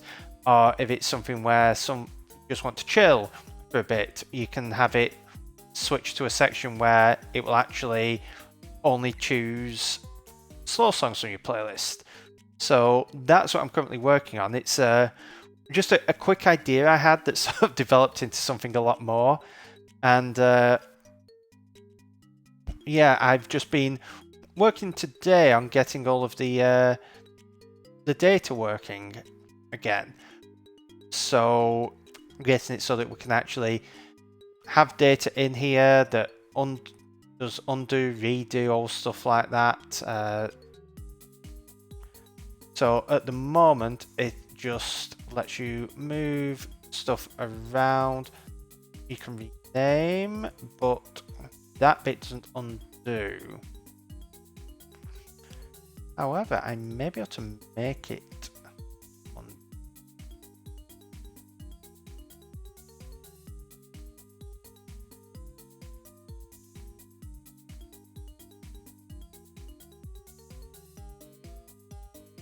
I wonder.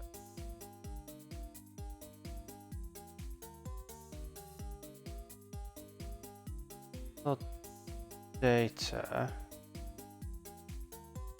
What if I add? Let's try something that doesn't actually work in Coppice, because I've done this another way. But I wonder if I can get this working, where I have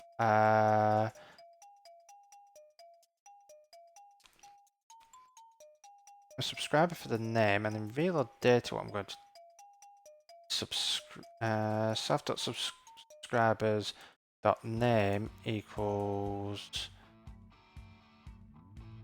self.play, and that should have a self on it. I don't know why it's not warning me about that. Self.playlist dot dollar name dot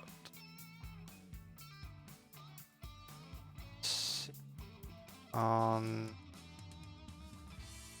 batch dot main dot thing self put it in to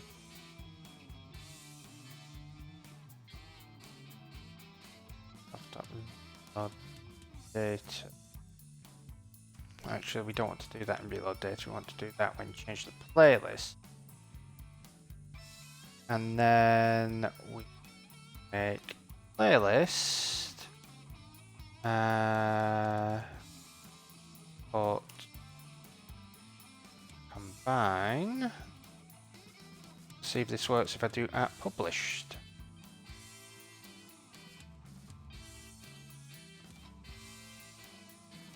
Thank you very much, JP Amos. It's yeah, it's fun getting everything working and getting it all to a point where you can actually see something rather than it just being writing a lot of code. I'm coding in Swift, Snowtwig. It's Apple's language for developing for Mac, for iOS, pretty much all of their platforms. You can use it on like other platforms as well.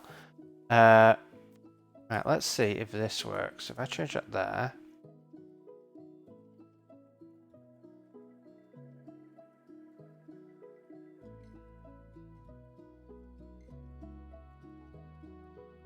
That just not fire.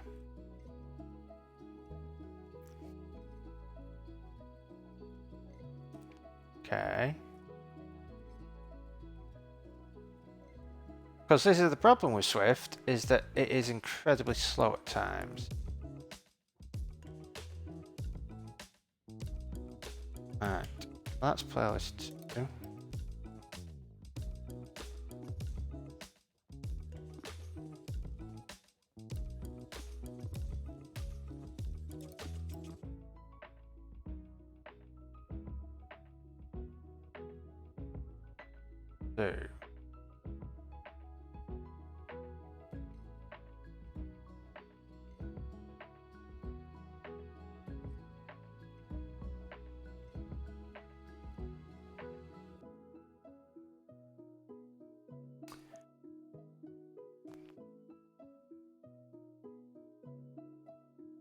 Good resources for macOS development. That is the that is very much the big question. Unfortunately, there aren't very many out there.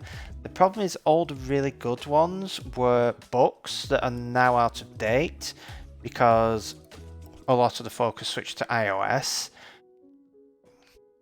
or it is mailing lists which have since been taken offline, or various websites and stuff. So a lot of the really good stuff has basically been lost to time, which is one of the big problems. There are, I mean, it's a bit out of date, and I can't remember if it's been updated to Swift. If it has, it's going to be an older version of Swift. But the Big Nerd Ranch Cocoa programming for macOS 10 was gold standard.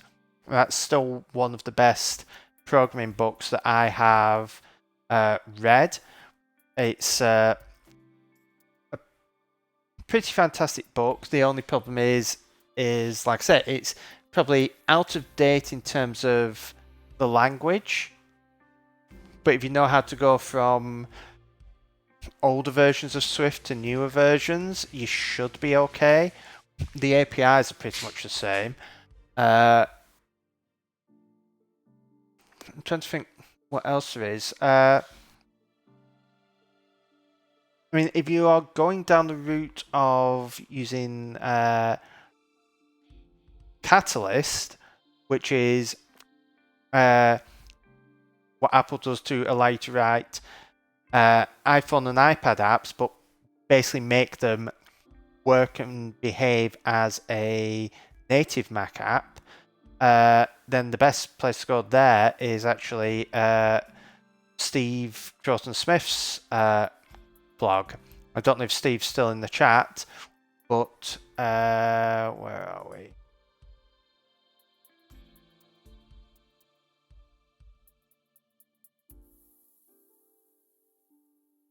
Let's see if I can find the link.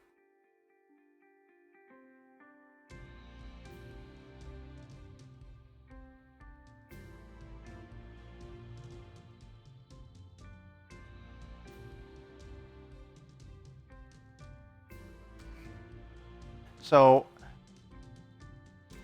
Steve's blog is pretty fantastic for Catalyst.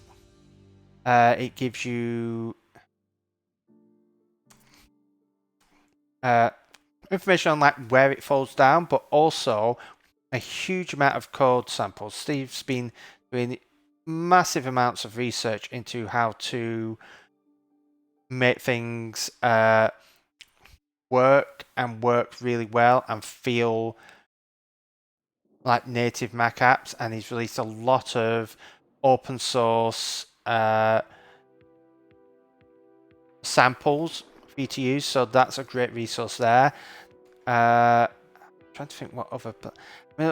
this is partly why I'm doing this stream, is that it provides somewhere for people to come and see how a native Mac app is built. I'm doing it the old-fashioned way, in a sense, by using AppKit.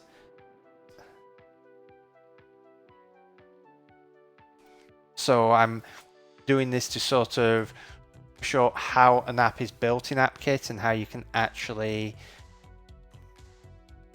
still build great apps using it. I mean, I work in AppKit all day, so I'm used to it, but it is a bit hard to learn. If you... iOS is sort of easy to learn because there are more resources out there. Transferring it to the Mac, it's more a case of certain things work different because the Mac has a lot more legacy, because Cocoa on the Mac goes back to the 80s when these APIs were used to build, for example, the very first web browser and web server, and when they were used to build the level editors for Doom and Quake and various other key things. So when they go back that far, you get a lot of cruft, and Apple's been very good at getting rid of it, but some of it isn't there and some of it is weird. The one that you always hit is that where the origin is for views is flipped, which is such a pain, but there are many other quirks. But in other cases, it's really like more enjoyable than the other frameworks because it is way more powerful and it does certain things way better than iOS because it was designed to be on these powerful machines, whereas UI is sort of scaled up and had to add that stuff in. So yeah, unfortunately it's one of those things that I wish I could give you an easy answer for where you can go to learn it, but it is a mess, and it has been for a while, unfortunately. Is Swift hard to learn? That again is a tough question. If you already know the basics of programming, not really. Like, you can learn some of the basics. If it was your first programming language, I would probably recommend something else. I mean, you can do it. Apple actually has some very good resources for learning Swift on the iPad, where they have Swift Playgrounds, which is designed to teach like people as young as kids how to program, and they do it using Swift. And with the latest version of Swift Playground, you can actually use some of the stuff that you learn to actually build an app on the iPad, so you don't need a Mac anymore to do that. You do to get some of the more advanced stuff and to build Mac apps and various other things, but you can actually build a reasonably full-featured app just straight on the iPad now using Swift Playground, and it helps teach you. There are also a bunch of really good resources out there for learning Swift. If I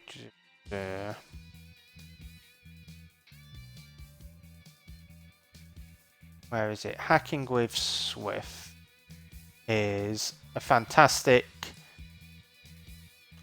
website where it will actually go through and teach you various bits of Swift. And if you want to learn, for example, Swift UI, which is another UI framework, it can teach that there.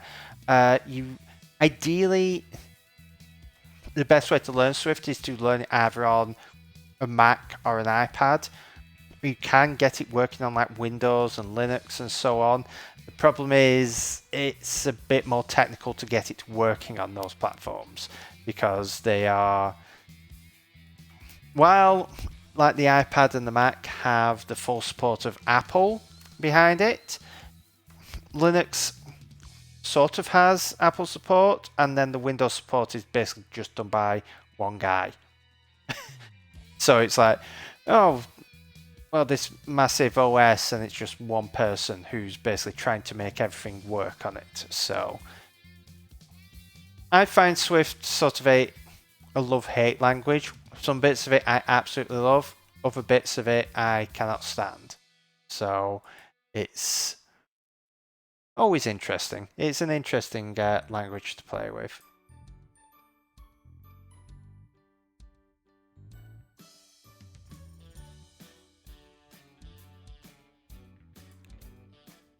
I want to know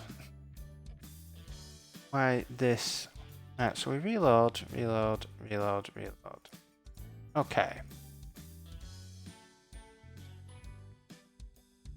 And then I want to name this that. And if we go in and I do self.playlist.name, that says playlist 1. That says playlist 2.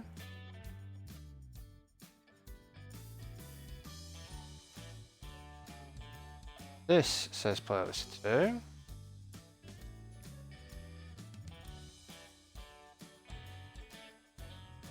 That says playlist 4.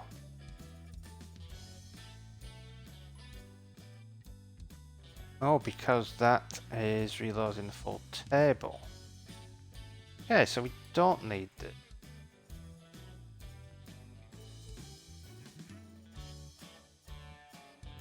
Or this.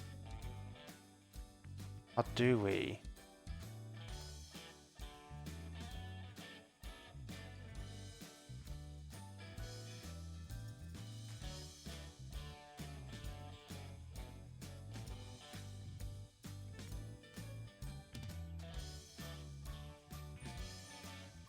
Switch back to stream.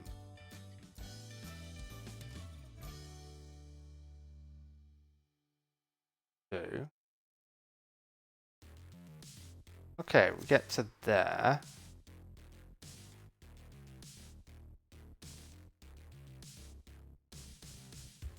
That's called a lot.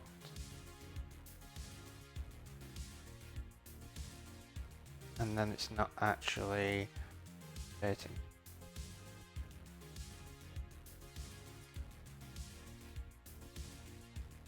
Print this change out. See what is going on here.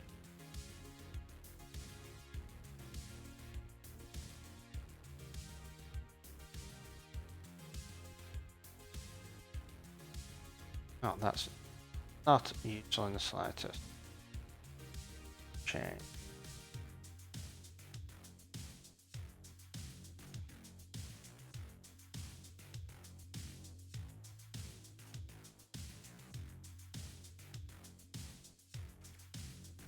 Type.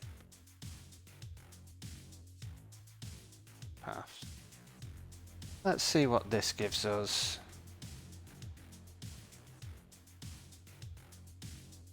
Hey, go in there. So we update Streamline playlist with dot string.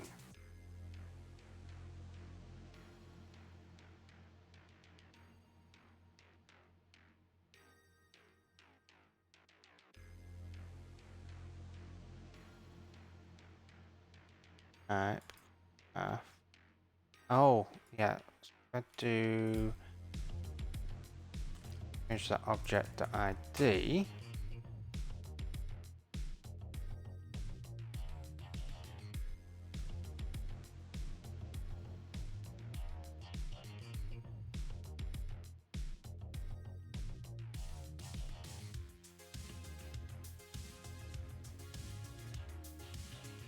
Why are we updating so many things for one?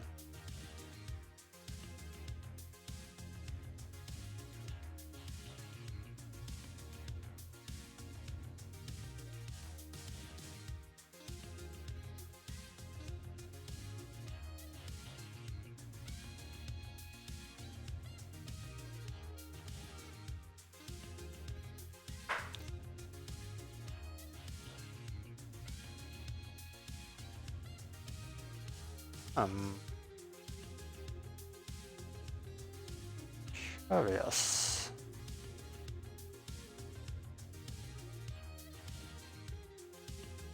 At the name.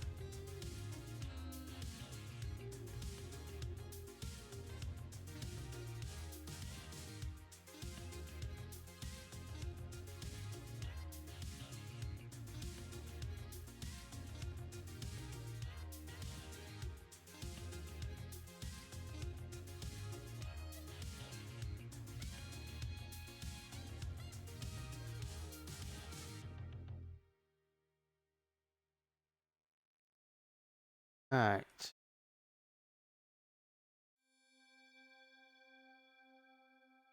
On end editing, change the name.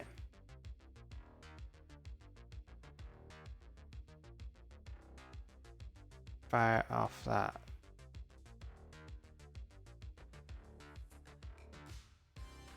Fire it off again.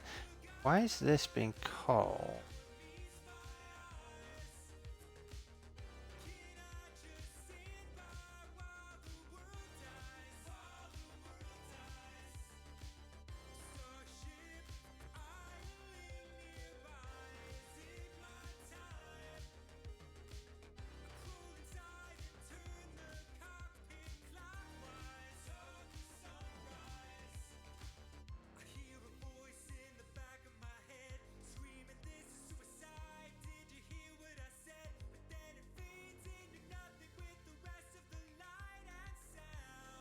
Interesting.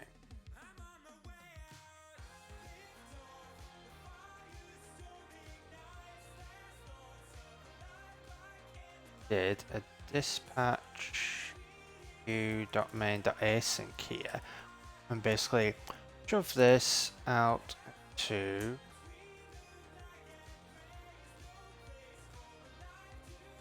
delete that.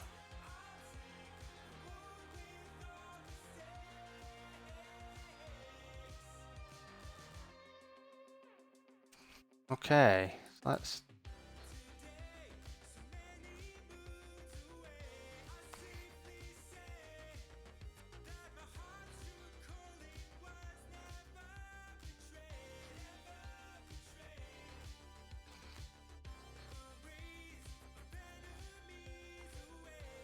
that is very wrong.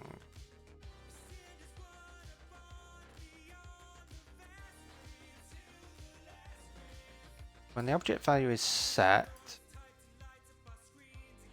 call end editing. But we should only do that if we're editing. So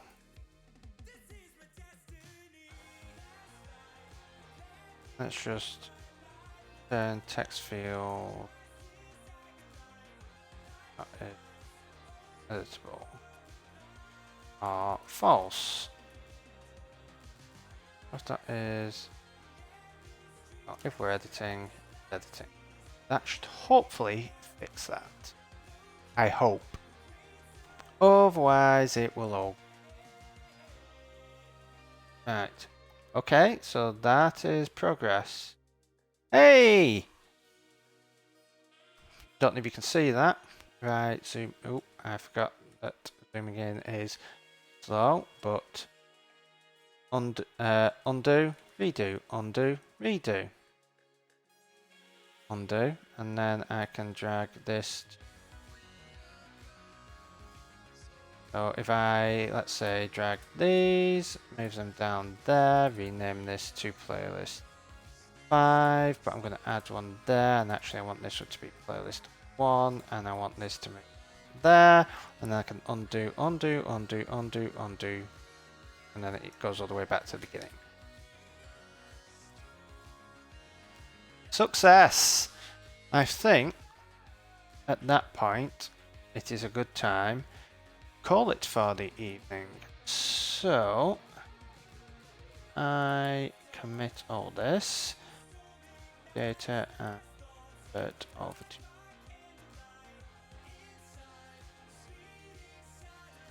there.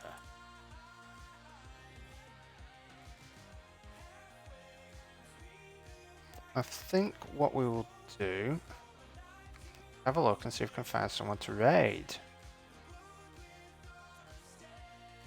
See, is there anyone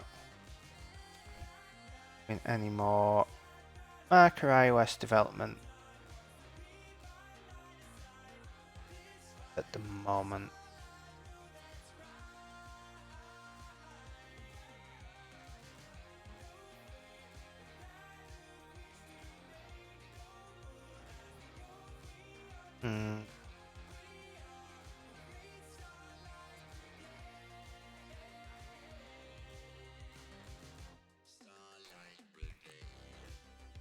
Problem, every time I go to try and raid someone, oh, here we go, an iOS and macOS podcast app. Let's go and raid Afflux Logic. Let's okay. Look.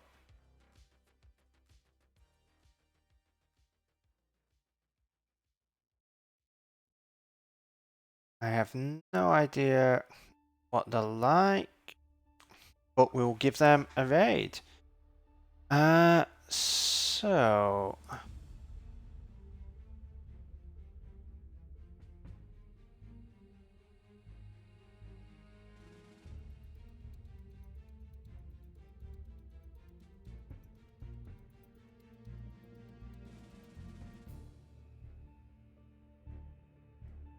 So I want to thank you all for coming along and watching. Thank you, Snowtwig, for the raid. And I hope you all have a wonderful rest of your evening and or day, whatever time it is where you are. And I will be back again on Saturday at 2 PM UK time. But until then, as always, happy coding.